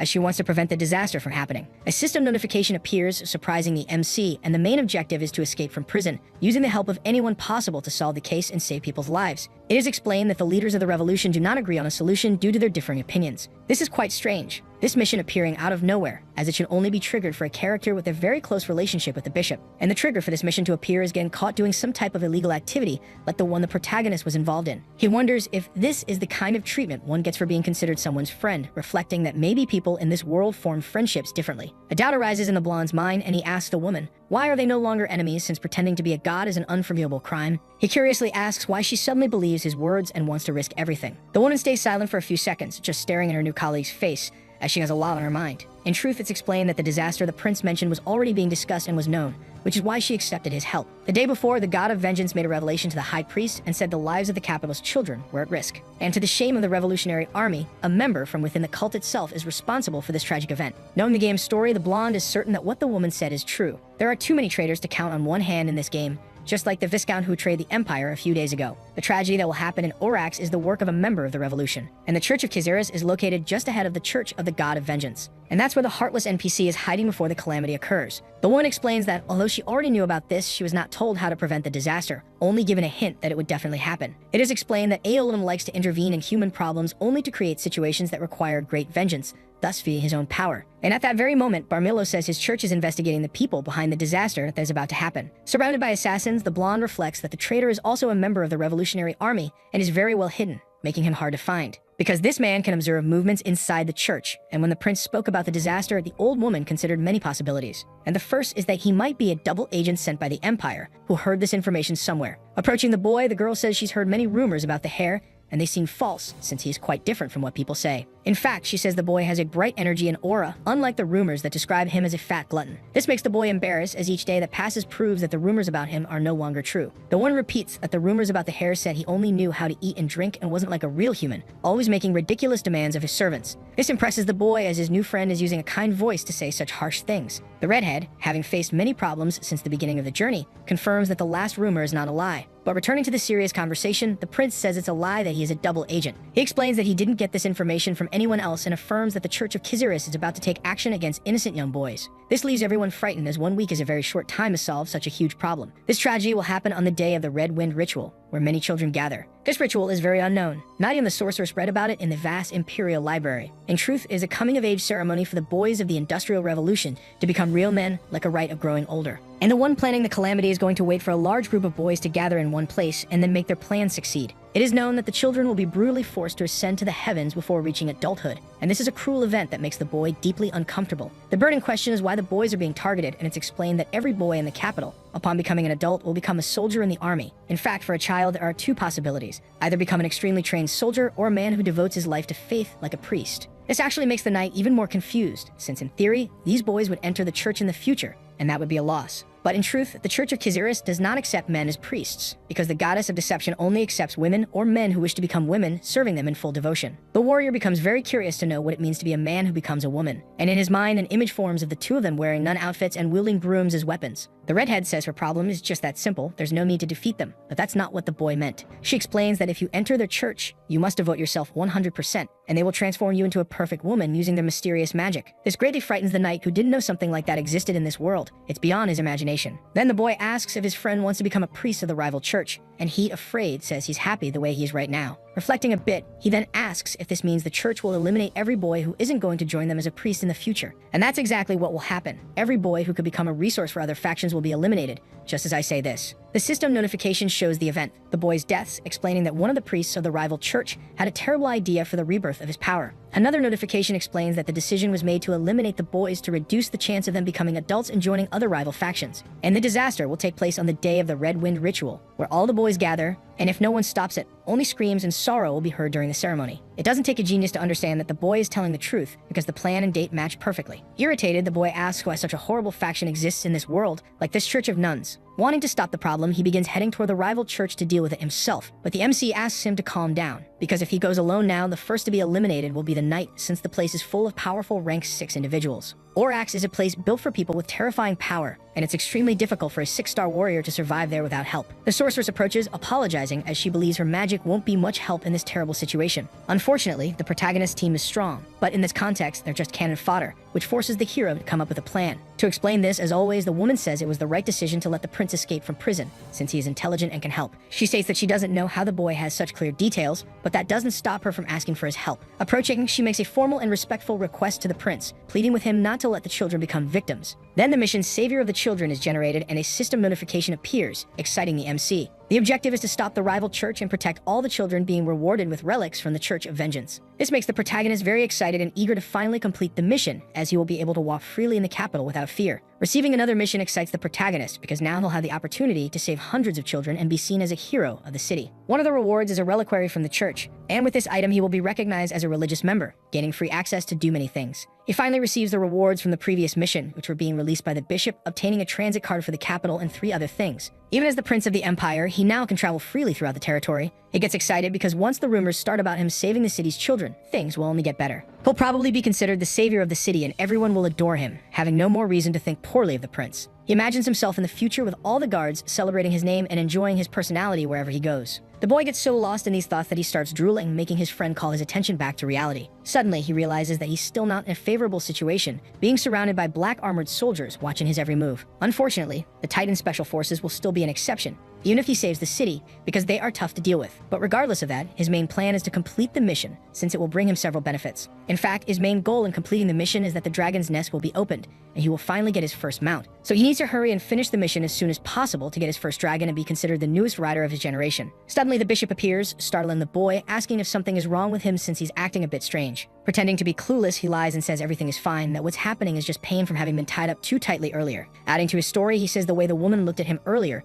even though she did nothing, hurt his feelings. Acting desperate, he asks if he came to Orax only to be mistreated, saying he feels ashamed just thinking about it. Being a great liar, he says he might start crying at any moment, making the woman say she wouldn't be able to help in that situation. Saying he already knew everything, the MC states that the woman had to reassure both the Titan Special Forces and the rival church, which is why she was stuck in that dilemma. Making an excited gesture, he asks to add more to it, implying more fun. What he probably wants is gold coins, and the woman asks if that's really what he's after. Without thinking much, the blonde says that's exactly what he wants, about 50 little gold coins for his enjoyment, leaving everyone stunned since that is an extremely high amount for medieval times, and it's hard to convince someone that this is fair. The question that remains is how someone from the royal family is asking for money in a situation like this, but the protagonist is already prepared with answers at the tip of his tongue. Knowing that everything in this game revolves around money, he asks himself how many good items he'll need to save the city, because the funds of an average hero are 10 gold coins and an old sword, completely useless in such a critical situation. Usually, businessmen provide the funds for heroes to save the city, and that seems like the right thing to do. Approaching the woman to finalize the deal, he thinks that the more money he gets, the better,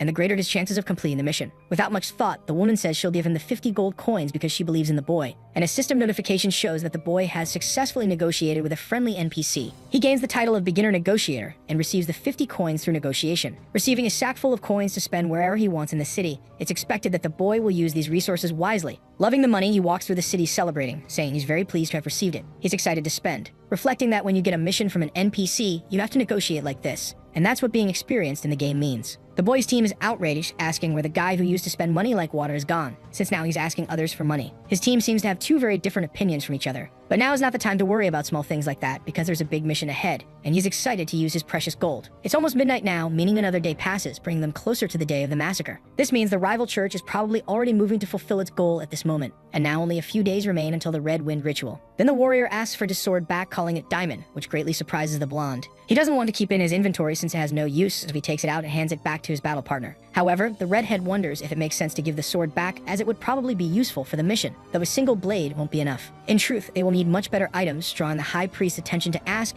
if he has more information about that. She asks if he remembers when they were wandering through the forests together, but the man pretends not to understand. She repeats the promise the old man made, that if the priest returned safely to the city, he would provide an item. He states that this was a promise made in the name of the god of vengeance, which makes the man irritated by what was previously said, as it's a very big favor to ask. But even though the boy invoked the name of his god earlier, he says the boy can't make such a ridiculous request. However, the boy says it's nothing too serious. He just needs to sneak into the study room of the Revolutionary Army's leader and get the glasses. This makes the old man tense, asking what exactly the boy means by that, since it's a very complicated mission to carry out alone. Then the boy repeats himself, but that's not what the old man meant. He actually asks if the request is really to break in and steal an item from an important army member. Pretending to be clueless, the protagonist says his friend can do it, so he asks him not to say things like, "God forbid." Not knowing much, the old man asks what this item is, as he has never heard of such a thing. In fact, this is the name of a pair of magical glasses very important to completing the mission. This accessory was surprisingly created by the hands of a demon and had the effect of helping the wearer identify objects and weapons from a distance. Excited, the MC explains that it's an excellent item that shows the trajectory of weapons like bows and arrows.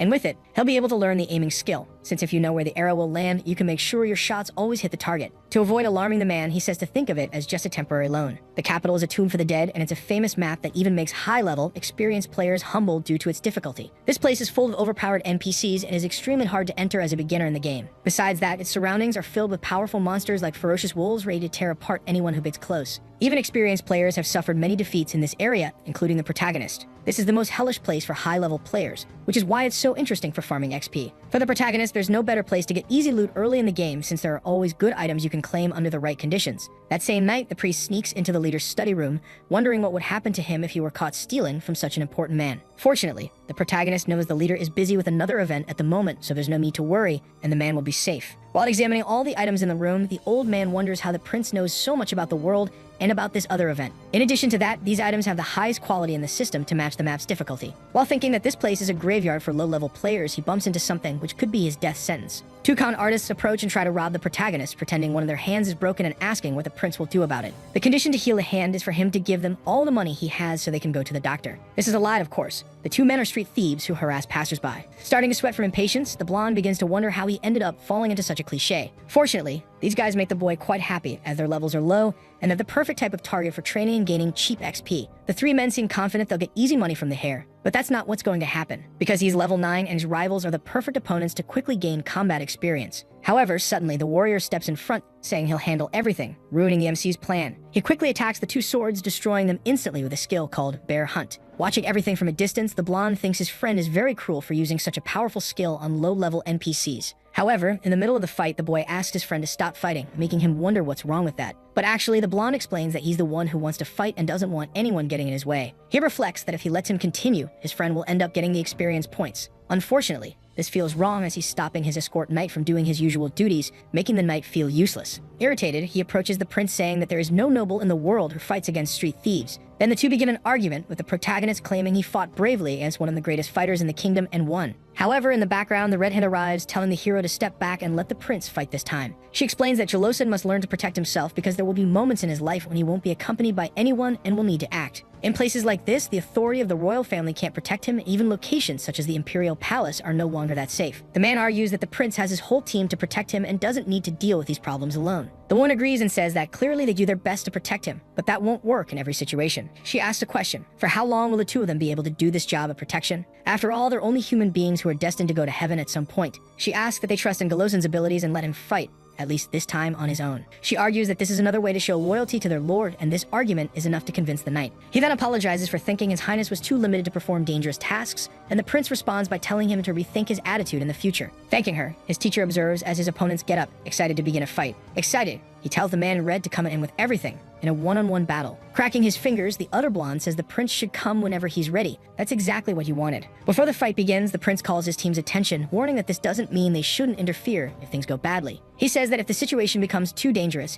he wants both of them to try and rescue him immediately, before things get worse. This leaves the two of them confused, but after a moment of reflection, they understand and let their lord handle it for now. The man complains that his opponent talks too much and punches him squarely in the face, pushing him far back. Then, a system notification appears, saying the protagonist has successfully defeated his opponent. Both of them are lying on the ground, and the man in red says he doesn't know where his opponent came from, but he fights really well, offering praise. The one lying wounded says it hurts a lot and asks if the guy was really trying to send him to heaven. And the prince explains that obviously he was, because if he doesn't defeat his opponent, he'll be the one who gets defeated. Reflecting, he remembers his fight with the Marcus and thinks that back then he had no intention of sending the other to a better place. However, here, and with these guys from the beginning, things are very different. Every step is a serious risk to one's life. Suddenly, a magical light begins to glow on the protagonist's body, surprising him. It's his friend and teacher healing him with a restoration spell called Radiant Shine. While lying on the ground, he realizes that to survive in this world, he needs to know how to handle himself through fighting. This time, no one went to heaven, but the game is quite cruel, and it's not uncommon for people to be defeated and never return to life. He finally realizes that in the future, he'll have to take someone's right to live with his own hands, and that deeply disturbs the MC. Looking at his teacher after this tense moment, he begins to say something about fighting people. Finishing the sentence, he says that getting into fights with others isn't easy,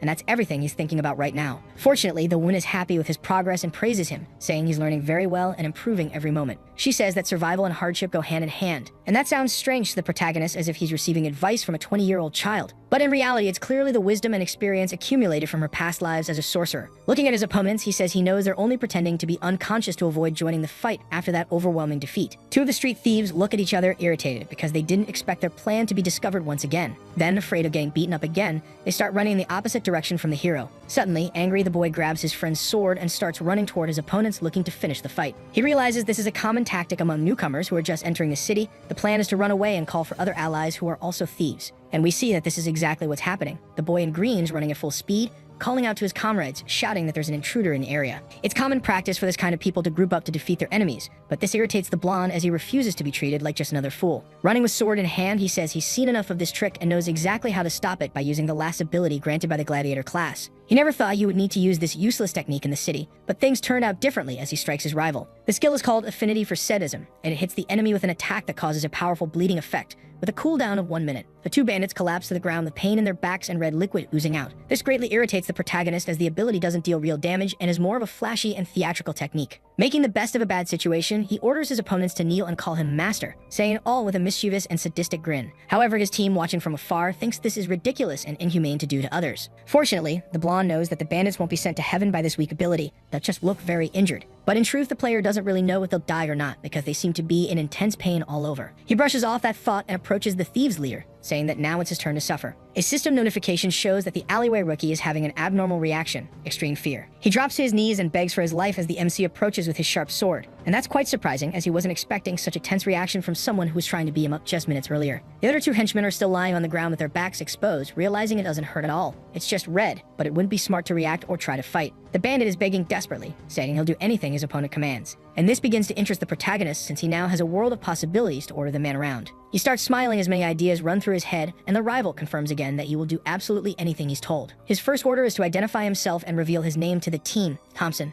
Approaching, the MC says that name is way too cliche, causing the man to apologize and say he'll change it immediately. He admits that his late mother gave him that name, but says he'll change it anyway. What the protagonist really wants right now is a guide around the city, and that's the main favor he's going to ask of Thompson. He states that he'll need a guide to walk through the dark alley of the city of Orax, which is a very dangerous place and fatal for newcomers. Even the man in red is startled, since that's not an area people are supposed to go, and new travelers in the city shouldn't risk entering. But the prince isn't afraid of that and reassures his new tour guide with an enthusiastic expression. While even getting close to the man, he repeats the question. Will he really do everything he's ordered to? Still in pain from the fight just minutes ago, the bandit leader nervously affirms that he'll do everything, calling the boy in front of him master. A system notification shows that another event called Area Guide has been initiated. The guide, trembling, asks if his master is sure about this, since he can't guarantee they'll make it out alive if they enter the black market. As they walk, the blonde reflects that the man in front of him is so scared, he'll do anything to avoid another fight. And that actually makes the protagonist feel a little guilty. But since they were the ones who started the fight earlier, he simply used his rights and took advantage of those who deserved it. The warrior, crying, asks how his friend could cut people like that, and the redhead complains that she can't believe her disciple has become such a cruel person. Fortunately, the boy explains that it was just a theatrical scene, and no one was seriously hurt. Telling a lie, the boy justifies it by saying the black dragon inside his body taught him, and suddenly the man says they've arrived at the black market. The entrance to the place is a large gray iron gate that gives off a strong sense of authority and pushes away anyone who shouldn't be nearby. From now on, the blonde orders them not to say anything that might reveal his identity, to prevent unnecessary people from finding out he's a noble. Calling him your highness is now forbidden, and master is the most appropriate way to address him. However, the redhead says she'll call him whatever she wants, since she wasn't calling him your highness anyway. Finally, having fulfilled his role, Thompson asks if he can go home now, but apparently, the hero isn't willing to let him leave just yet, because to enter the black market, an introduction from someone well-known in the area is required, and that's the role of the man in red. Since it's his team's first time here, they're not recognized enough to enter this shady area, which is why the protagonist intends to make full use of the event's opportunity. It's explained that although he's not known in the capital, when a visitor arrives from another region, someone from the dark alley can offer them services. Approaching Thompson, he says the man must introduce them to the place, but Thompson begs not to, since the black market is truly terrifying. Reflecting on it, the protagonist knows the black market is dangerous, especially for people like the noble and for Thompson, who's just a rookie from the streets. It's a place where a flying knife can strike your back without any warning at the slightest mistake. On the other hand, it's also a place full of precious items that are worth the risk of losing one's life. Excited, the MC feels no fear, arguing that they should try something no one has tried before, trying to calm his guide down. Even scared, the boy approaches the door while his master tells him not to worry, saying that if anything happens, he'll find a way to save him. From behind the door, a voice asks who's knocking and if the person wants to be sent to hell. While the blonde identifies himself, the person behind the gate doesn't recognize the name, making the situation even tenser. The person inside the black market doesn't want to let anyone in, telling them to go home and sleep while still acting polite. Not giving up, he says he has a few guests who might be of interest to the black market. As soon as the person hears about having guests, the door is opened promptly, clearly with some kind of plan already forming in their mind. The guard approaches, wondering aloud why all the kids these days are so reckless. Also approaching, the blonde realizes people are looking down on him because of his plain clothing, and that maybe wearing expensive clothes would fix that. He spends a few seconds considering that possibility, thinking it might be the solution to his current problems. Suddenly, the gatekeeper starts arguing with the other blonde, cursing him in multiple ways for opening the door. Grabbing his opponent by the collar, he asks if he wants to go to heaven without any skin left on his body. Saving the situation, the prince pulls a sack of coins from his pocket, asking why there's so much chaos and wondering aloud if the man wants to start a new business. This makes the guard's eyes light up with greed, and he accepts the sack of coins on the spot, which is enough to let the team into the black market. Excited, he hands over the sack, asking if 80 gold coins are enough to pay the entrance fee. His plan is to risk all his money to make them believe in his bluff, that he's not just a noble in disguise. However, even with the sack in hand, the guard gives it back, saying that the black market doesn't charge an entrance fee. They just need to check if someone is worth doing business with. Fortunately, because he trusted them with his money and it was returned, he ends up getting an entrance pass without having to spend a single coin. Before going in, he asks if his guide can come along, which makes the man very upset, since he thought he was done with the job. Stepping forward, the watchwoman tells the man in red to guide the new guests properly, slapping him on the head a few times while he sweats nervously. Fortunately, the more money a character has, the better the black market, and its henchmen treat them with warm welcomes, because they believe they caught a big fish, an easy target to rob, and they won't hesitate to do just that. But before that happens, the protagonist reflects that he's the one who will be preparing to steal things from others. The black market area is vast and help will be needed to find the best items. The team is now united, walking with the goal of finding the best equipment so the prince can prevent the upcoming catastrophe. Irritated, the warrior complains that the paths are complicated and feel like a labyrinth. He can't even remember the way they came. But the redhead is concentrating, so she asks for silence so she won't be disturbed. This area really is very strange, with countless doors leading to bizarre and even more dangerous places.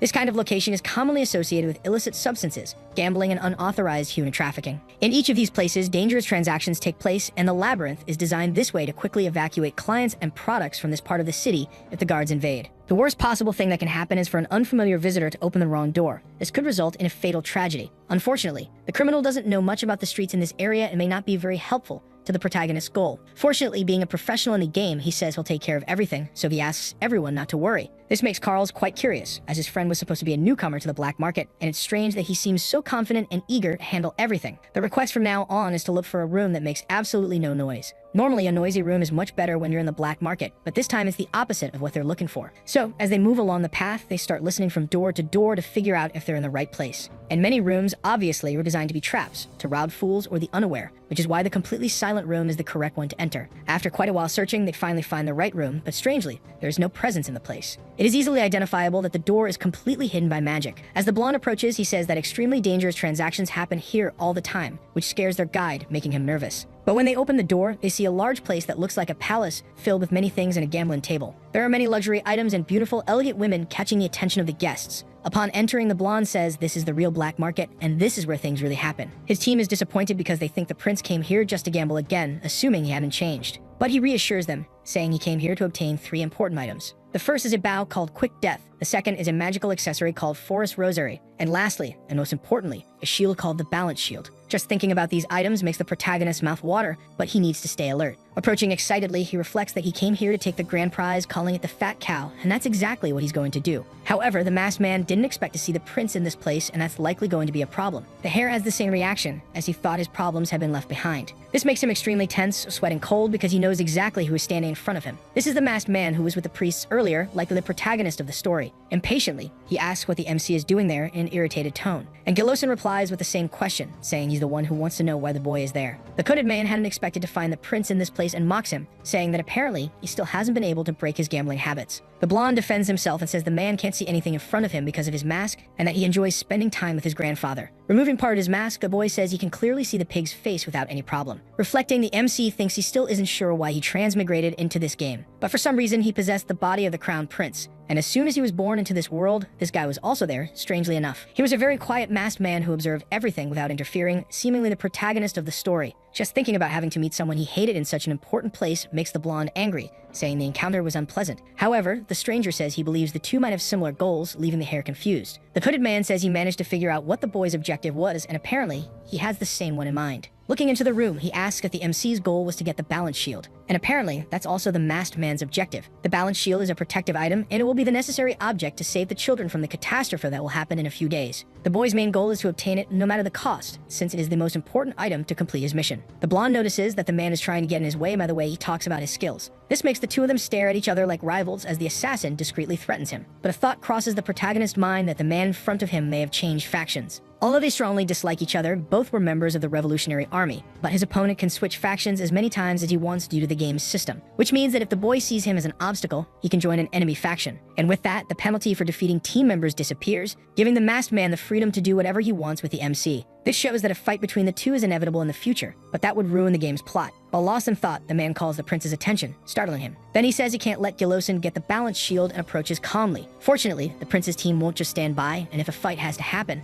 this is their best chance to win. Another good thing about the black market is that it's a lawless area, where crime happens without punishment. The thieves in the room won't care even if someone gets sent to the afterlife in a brutal fight. But the question that remains is whether it's really worth it for the hare to do something so drastic. The other question is how he should do it if he really intends to go through with it, and whether he should use his warrior's sword to finish the job. Nervously, the blonde had expected to have to take someone's life, but he didn't think it would happen this suddenly. In fact, as he approaches, the stranger whispers to the hero that he needs help, which is strange. Still surprised, the boy asks him to repeat the sentence because he can't believe what he just heard. Nervous, the masked man says he's running out of money at the moment, but still has a little left. Embarrassed, he says he really needs the shield along with the prince. And the boy agrees that he also urgently needs the shield to complete his mission soon. The boy's plan is to pool their money and buy a pair of those magic shields, but that seems very expensive. The strategy is that if they buy two, they'll get a discount, but without responding, the MC knows this isn't a very smart plan. Trying to hold back his laughter, the blonde realizes the guy wants them to make a joint purchase to get what they want more cheaply. In short, what the man wants is a loan to buy the necessary item. Unfortunately, the protagonist doesn't want to make that kind of deal with the stranger,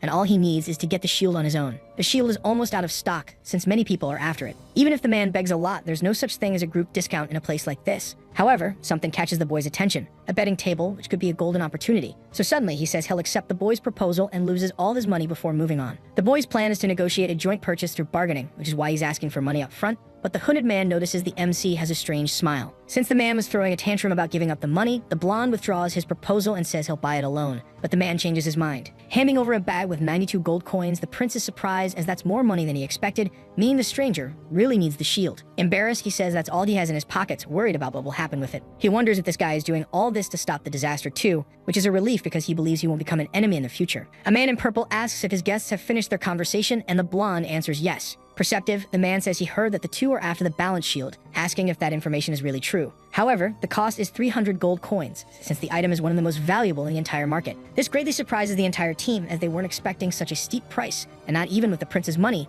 will it be enough to buy it. For a few seconds, he reflects on whether the man is trying to extort him as he overheard the conversation and knew they wanted to buy the shield no matter the cost. Continuing the deal, the merchant says the remaining money can be exchanged for equipment. This greatly irritates the assassin, who almost curses the man, but the hair stops him, as that would interfere with the negotiations. Bargaining, he says he'll pay whatever it takes, which confuses the merchant, who asks if the boy plans to borrow money first. Actually, the hero's proposal is something else. He asks if that in the corner is really a betting table. And it is exactly what they believe it to be, prompting the merchant to say that you can bet gold coins on a card game or maybe on a roulette. And this is exactly what the pig wants, to return to his roots and win a lot of money to buy the shield through gambling. The game the protagonist proposes to the vendor is called Death Dice, which makes the merchant very interested. This game is so obscure that even the protagonist team doesn't know it, being famous only among hardcore gambling addicts. The criminal knows that if you lose, you don't just get robbed blind, you also get expelled from the black market. It's a very dangerous and deadly betting game, one that even the most experienced gamblers tremble to play. As the boy approaches the table, the warrior wonders what his master is doing, thinking this is all madness. However, without any fear, he says he's putting everything he has on the line, asking if they want to start already so as not to waste any more time. The merchant praises the protagonist, saying he has more courage than he appears to. This gambling game works differently, having an entire layout of his own for how it functions. A system notification shows that the minigame Death Dice has started, and now the confrontation is going to get intense. Even being a natural gambler, it's been a long time since the prince played this game. He might be a little rusty. While saying that there was a time when he was very addicted to this game, a punch hits the protagonist's face by surprise. It was the very irritated assassin, complaining that they put all his money into a risky bet that could be lost. Angrily, he demands his money back. But the boy argues that no one had enough money to buy the shield in the first place. And the blonde admits that he had planned from the beginning to gamble his money to be able to buy the shield. He asks the merchant if by winning 5 times he'll have enough money to buy the necessary item. And that's expected from someone who devoted their whole life to gambling, to know exactly how to proceed in a moment like this. Laughing, he thinks about how he lived through days when he couldn't even understand what the word confidence meant, but that will pass very soon. Thinking about the future, he reflects that everyone will call him a genius for winning a huge bag of money, enough to buy whatever he wants in the world. But that's not happening just yet, and the warrior approaches, asking how his partner is going to pull all of this off. But it's simple. It's just a gambling game. The minigame can be played by 2 to 4 people,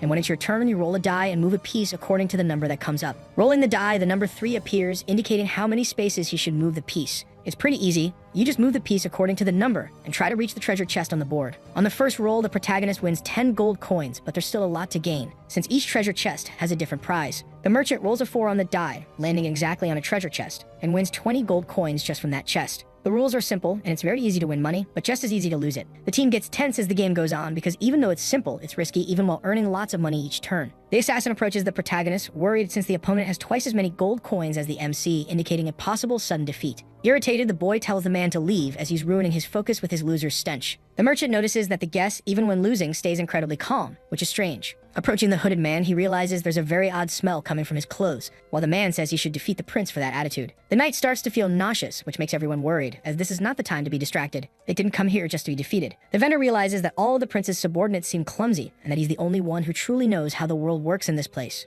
Only 2 options remain. Either they are extremely skilled and this is all an act, or they are utterly useless fools. Wondering whether he should steal, the prince shows his true nature through his greed, while watching him excitedly continue to play. The next treasure chest contains 50 gold coins, and if he rolls at least a 5 on the die, the MC could turn the situation around. Doubting the protagonist's luck, the assassin says it's impossible to roll a 5 just because they really need it. However, being a professional gambler, the pig says it will definitely happen. He then prepares to roll as his companion grows tense, eager to see what will happen. The die hits the table, increasing the tension of the moment, because if it's lower or higher than 5, all will be lost. Fortunately, the number 5 lands exactly when needed, and the system notification confirms the result. In just one round, the player completely changes the course of the game and is now in the lead. Whispering, the masked man asks how that was possible, and the boy explains that it's not cheating, and he'll explain later. Actually, what was used was the system against itself, a strategy completely within the rules. The die used is the lie die, a model the dealer uses when they want a specific pattern of rolls to happen. This means the dealer knows exactly what number will come up in the next round. However, there's a unique rule in the game that can be exploited: the ability to move forward or backward. Unlike traditional games that only allow forward movement, this one also lets players move backward, which means that if the dealer knows what number will be rolled, they can plan their moves perfectly, controlling the pace of the match. Impatient, the vendor jokes that the men are having a strategy meeting. So the MC explains that first the man will create a false sense of defeat, giving hope to his opponents. But after the stakes rise, he'll take everything. That's the tactic being used. As a professional, the player says that once the pattern is identified, it's possible to use it against the system itself. Knowing that the dice pattern goes from A to Z, the current pattern is D, starting at 6 and resetting after 22 turns. After some time, the MC says he's done observing the pattern and that it's time to begin the treasure hunt with a smile on his face. Being greedy, the boy in purple suggests that with the guest winnings, the bets should be raised to make the game more competitive. Now the treasures will be worth much more, and each open chest will guarantee at least 100 gold coins, which is an excellent move for the protagonist since the balance shield costs 300 gold coins. And that fits perfectly because he plans to buy 2 of those shields, totaling 600 coins. In addition, he also wants 2 other extremely expensive items, the Forest Rosary and the Quick Death Bow. However, these items are popular, and in total, everything will cost 2,000 gold coins. The only way to reach that amount is by increasing the stakes even more. But the boy doesn't have that much money in his pocket, so he needs to think of an alternative strategy. This excites the dealer, who believes he's about to earn some easy money. Seeing that some criminals are approaching, the MC realizes that everything can be bought and sold in the black market. The knight is startled by the approach of the shadowy figures and says that, if necessary, he'll start a fight. His team trusted him to fight the greatest knight in the world, and they must trust him now as well. All of this requires a new leap of faith, and he's going to face the challenges of the gamble. However, very confident, the boy in purple says that will only happen if the guest loses. The assassin is still not convinced that everything is under control and asks if everything is really okay. But the prince calmly responds, telling him not to worry and just watch. Everything will work out in the end. From now on, the treasure chests will contain exactly the items they want: 2 shields, the Forest Rosary, and the bow. Additionally, each of the 4 chests will contain 500 gold coins. Whoever wins will walk away extremely rich. It's an absurd amount, as the boy is basically adding 4,000 gold coins to the final prize. But that's proportional to the extremely high stakes involved, and if the boy loses, his punishment will be severe. This penalty also extends to the masked man, who has already suffered a horrible punishment in the past and might experience it again. But the boy feels no fear at all. He fully trusts himself and remains calm, ready to win. During the tense death dice match, many people start laughing uncontrollably. This makes the MC wonder who is laughing. Curious, he thinks it's his companion, but it's actually his guide who is laughing uncontrollably. In reality, he is extremely nervous and scared and can't hold back laughter in moments like this. This makes the entire team uncomfortable, as the focus of the game is completely broken by the nervousness. The game must go on, and that's exactly what the boy in purple says, eager to win all the protagonist's money. The boy's piece is only 7 steps away from the treasure chest, but the next turn belongs to his opponent, and he maintains an excited smile, certain he'll profit easily. Following the dice pattern, the number 2 appears, giving the dealer some room to maneuver. The protagonist is happy, as everything is going according to pattern, so he rolls his die to see the next number. The number 4 comes up, which means that on the next roll, the dealer will reach the treasure chest with a 5. As he prepares to roll, the MC knows he has a plan up his sleeve and won't let this happen without a price. The die rolls slowly across the table, bouncing and spinning, increasing the tension of the moment. With a confident smile, the protagonist reflects that this time it's the opponent who's going to eat spoiled food. But something unexpected happens. The die breaks the pattern. The number 6 appears on the table, completely ruining the expected move. Mocking, the hare asks if his opponent suddenly has a headache, but he only replies that he has a slight sore throat. Slowly and with his head down, the dealer moves his piece 1 space past the treasure chest. Fortunately, the MC still has a chance to claim it. Rolling the die, the gambler says the man's throat must be dry, which is why he coughed earlier. On his roll, the number 3 appears on the table. Let him reach and open a treasure chest. The system notification reveals that the boy earned 500 gold coins in a single move. This surprises the merchant, who realizes he's showing too many of his expressions during the game. With that, the hare takes a deep breath as he sees all the money he's earned. With every turn, he gets closer to the final prize. The assassin approaches the boy and asks how he did that, because he's certain the number 6 wasn't just a coincidence. But the protagonist replies that it's simple to manipulate the game's pattern. You just have to shake the die correctly before rolling. For example, if the boy wants a 6 to appear, the trick is to shake the die twice in the hand before throwing it. This shocks the hooded man as it's much simpler than it seems, and he realizes the game isn't actually that hard. When the pig used to play this game, he always took notes, carefully identifying patterns. Handing the die to his opponent, the boy confidently says that it's not him being cheated, it's the game's dealer. All experienced players know this trick. If he had to name it, he'd call it the die of lies, which makes his opponent nervous, thinking something's wrong. This game ends when one of the players returns to the starting point, regardless of win or loss. With most of the treasure in hand, the protagonist is already thinking about returning to the start as soon as possible to end the match. Confident, he mocks by saying the opponent can still get the next treasure chest without trying too hard. Nervous and sweating, the opponent replies that the die in this game is purely based on luck, and then throws it. It lands exactly on the number he wanted, bringing relief and happiness to the merchant, at least for now. Trying to deceive the man, he says he had a lot of luck last time, and maybe he's hoping for the same luck again, so that the die lands on number 7. And that's exactly what happens, it lands on number 6.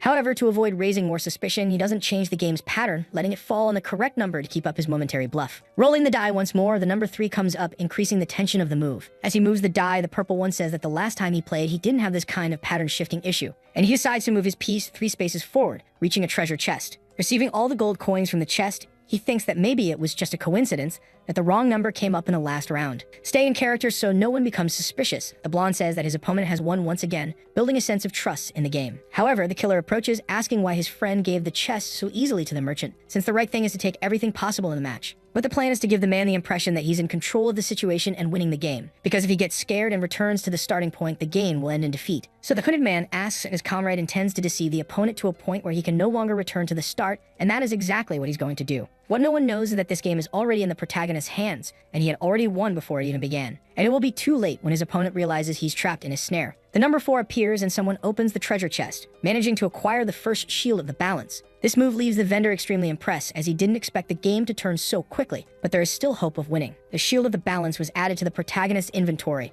with only the remaining items left to collect. This surprises the team, as they didn't expect the loser of their leader have talent for this kind of thing. But he knows the dealer's pieces will soon reach the middle of the board, and that means the moment to pass will be the moment to collect all the chests. The frustration of the croupier is noticeable, as he realizes the game is becoming more intense with each round. Mockingly, the MC asks if his opponent is okay, since he seems tense now that an important item was acquired. Irritated, he says the protagonist is talking too much, considering he only took 2 chests, and seems to have forgotten the current situation. He threatens that the prince will soon go bankrupt and lose the entire bet, and with that, he'll be imprisoned and never see the sun again. Continuing to threaten, he says the game is worth thousands of gold coins, so it would be great to keep winning like this without stopping. However, the protagonists have been calculating the patterns since the beginning, which means the next treasure chest will be difficult to obtain. Cleverly, the masked man notices this, and as he approaches the MC, the latter complains not to get so close, since his bad smell is making him nauseous. Reflecting, he thinks of a way to get the treasure chest that contains the other shield, but knows that if he changes the pattern again, it will be recorded. Excited to win, the purple one asks his guest, the die, to finally make the winning move. In addition, to make matters worse, his opponent isn't far from getting close to the starting point. Getting tense, he thinks he can't look suspicious and really needs the rosary and the bow to save the children. To help his partner, the masked man lets out a loud cough, drawing everyone's attention to the game. Then suddenly, he jumps in front of the table and the board to disrupt the whole match and perhaps change the course of the game. However, this wasn't part of the protagonist's plan, who gets startled by this sudden action, and he yells at Herbal while watching the board fall to the ground and the match come undone. The board hits the ground, completely ruining the game and breaking up the match. Meanwhile, the masked man is lying on top of the protagonist, who keeps looking at the die from a distance. It's possible to see that the number 5 landed face up, aiding one of the 2 in their move. The die landed as expected, which makes the pig wonder what his friend was thinking with such a strange move. Irritated, he asks why a man did something when no one asked him to, as it could have ruined everything. He does it because his fortune is also at stake. But the hero complains, asking him to back off again, since the smell is horrible and makes him nauseous. Then he pauses for a few seconds to try to understand where that smell is coming from and what exactly it is. In fact, it's a kind of floral scent that makes his head dizzy and tired. He wonders whether it's really coming from his friend, or if he's going crazy, or maybe he's developing some sort of preference for different perfumes. Annoyed and slightly unhinged, he yells to himself that he would never have such a strange preference, startling everyone. But he's relieved that this isn't a chess or card game, because it's impossible to know the exact positions. He slowly picks up the die, thinking about what to do next, with the board once again in the right place. Rolling the die once more, the number that comes up is 1. That's exactly what the vendor does, moving his piece 1 square forward, closer to the chest. The prince jokes that this is a wasted opportunity, as he lost the chance to obtain the gold chest and is now back in the same spot. Both are in the same place. Pretending not to know what number will come up, he rolls once more, saying he hopes it lands on 4. And with that, he manages to open the 4th treasure chest, acquiring the second necessary shield from his friend. Seeing that he's about to lose, the croupier gets nervous, thinking his opponent must be doing something to cheat. Trying to analyze the game, he believes this isn't a coincidence, and that his rival might be using a trick with the dice to win. Knowing he's going to win, the hare teases, asking why he's cheering and banging on the table all the time, almost falling over because of it. He then asks his friend to apologize for the fall he had to support the lie within the match. Wondering if it was all a trap, he asks his guest to be more careful when playing to avoid future problems. Finally, the boy realizes that his enemy has started to doubt the authenticity of the game, and thanks to his partner, he doesn't know what move will be made next, but he believes he'll keep advancing, thinking that if he gets the bow, the rosary, and the gold from the last chest, there's still a strong chance of winning. With an audience behind him, he reflects that even though both shields have already been acquired, his opponent must still believe there's a way to turn the game around. And his move is to advance his piece 4 squares, getting closer to the exit. Rolling once again, the number 4 comes up, which means that next he'll roll a 6 and get the treasure chest. Fortunately, the protagonist is winning, having managed to acquire 3 of his opponent's treasure chests. Even with all the advantage, the protagonist cannot relax and starts planning his next moves, because he has already pushed his opponent to a point where most people would lose their composure, yet he remains calm, as expected from a veteran of the black market. But from the beginning of the game, the boy had a plan in mind to win and gain as much gold as possible, because his rival's calmness is the very trap he had planned from the start. And then seeing that the die landed on 6, the croupier is left speechless, as he gets closer and closer to defeat. Nervous and sweating cold, he rolls the die once again, hoping to win. And the number that lands is 6 once more, a great coincidence. He begins to use the trick of shaking to gain an advantage, and the next number to fall will be 1, since it was shaken twice. The MC realizes that it's as if the man is asking him the secret question to find out whether he knows the dice's secret. This round belongs to the protagonist, who is confident he will win. With an evil grin on his face, he says he's going to answer the vendor's question. Even though suspicions are growing, it's already too late to change the course of the game,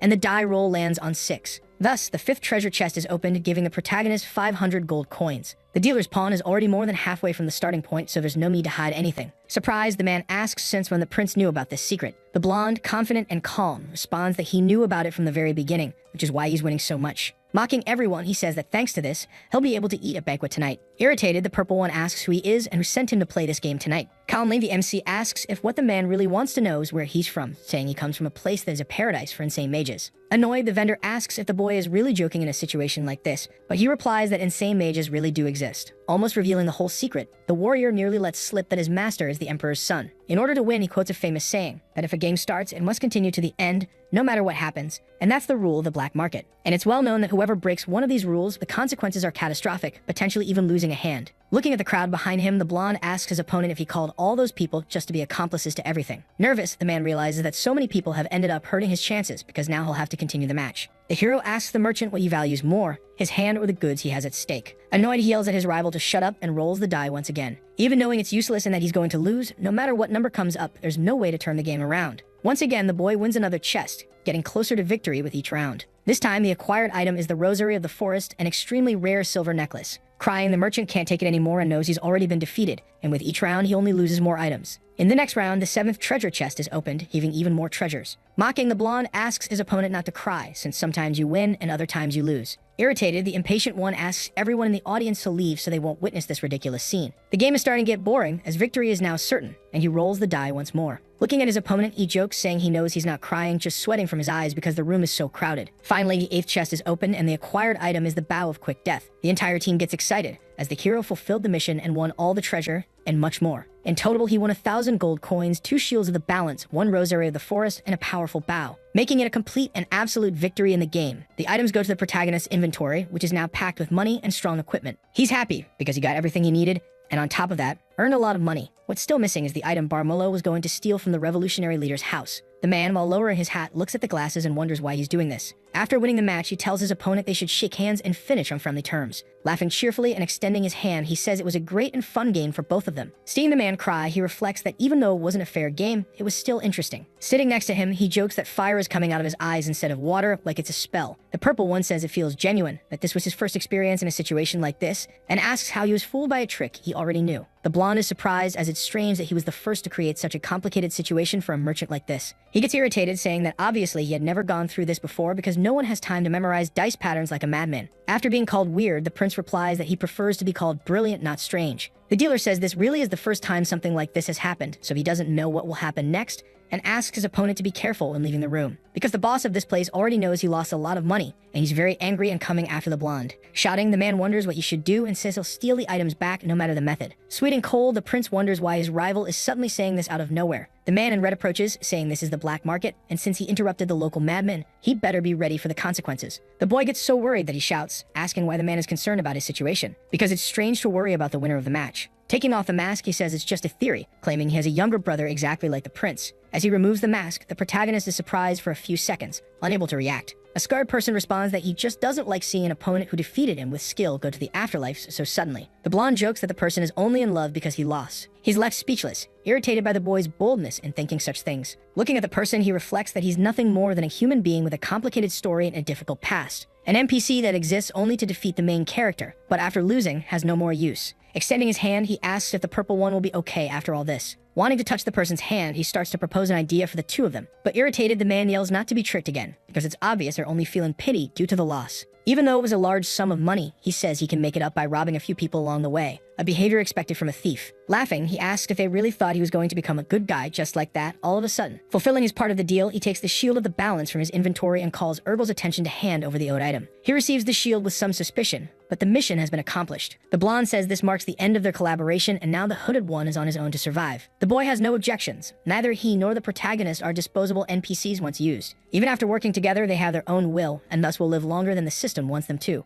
Turning to Thompson, he asks him to guide them away from this annoying black market now that the objective has been completed. However, there are still several angry thieves waiting behind the wooden door, and perhaps these bandits might act kindly when they see a familiar face, implying between the lines the first sacrifice. This is the hidden effect called Friendly Shield. When two or more thieves know each other, their attack is reduced. Handing over the shield and the rosary to his team, the knight complains that it's not good to rely on this kind of protection. The redhead also complains that she doesn't know how to use the rosary of the forest, but the MC tells her not to worry, as she'll figure it out on her own. The vendor, upon hearing someone call the protagonist Your Highness, is surprised. He realizes that he's the prince of the Baltic Empire. But he doesn't feel fear, because the blonde is no longer the fool who lived only to eat, drink, and gamble. Even the bandit himself notices that the MC seems like a completely different person. Above all, slim and in shape. With no time to explain, he says it's a long story and promises to talk about it later, but he needs to leave immediately. Hiram is the name of the man considered one of the best gamblers and thieves in the entire black market. And even so, the protagonist managed to deceive him, leaving the man wondering just how skilled he is at gambling. After reflecting for a while, a hypothesis enters the masked man's mind. Perhaps the protagonist is a spy sent by the Empire. And it all makes sense, since the MC has an extremely intelligent view of the world, and if he can capture him, it will be a great treasure to sell. Drawing his swords, he now has a clear objective in mind. He realizes that if he can do this,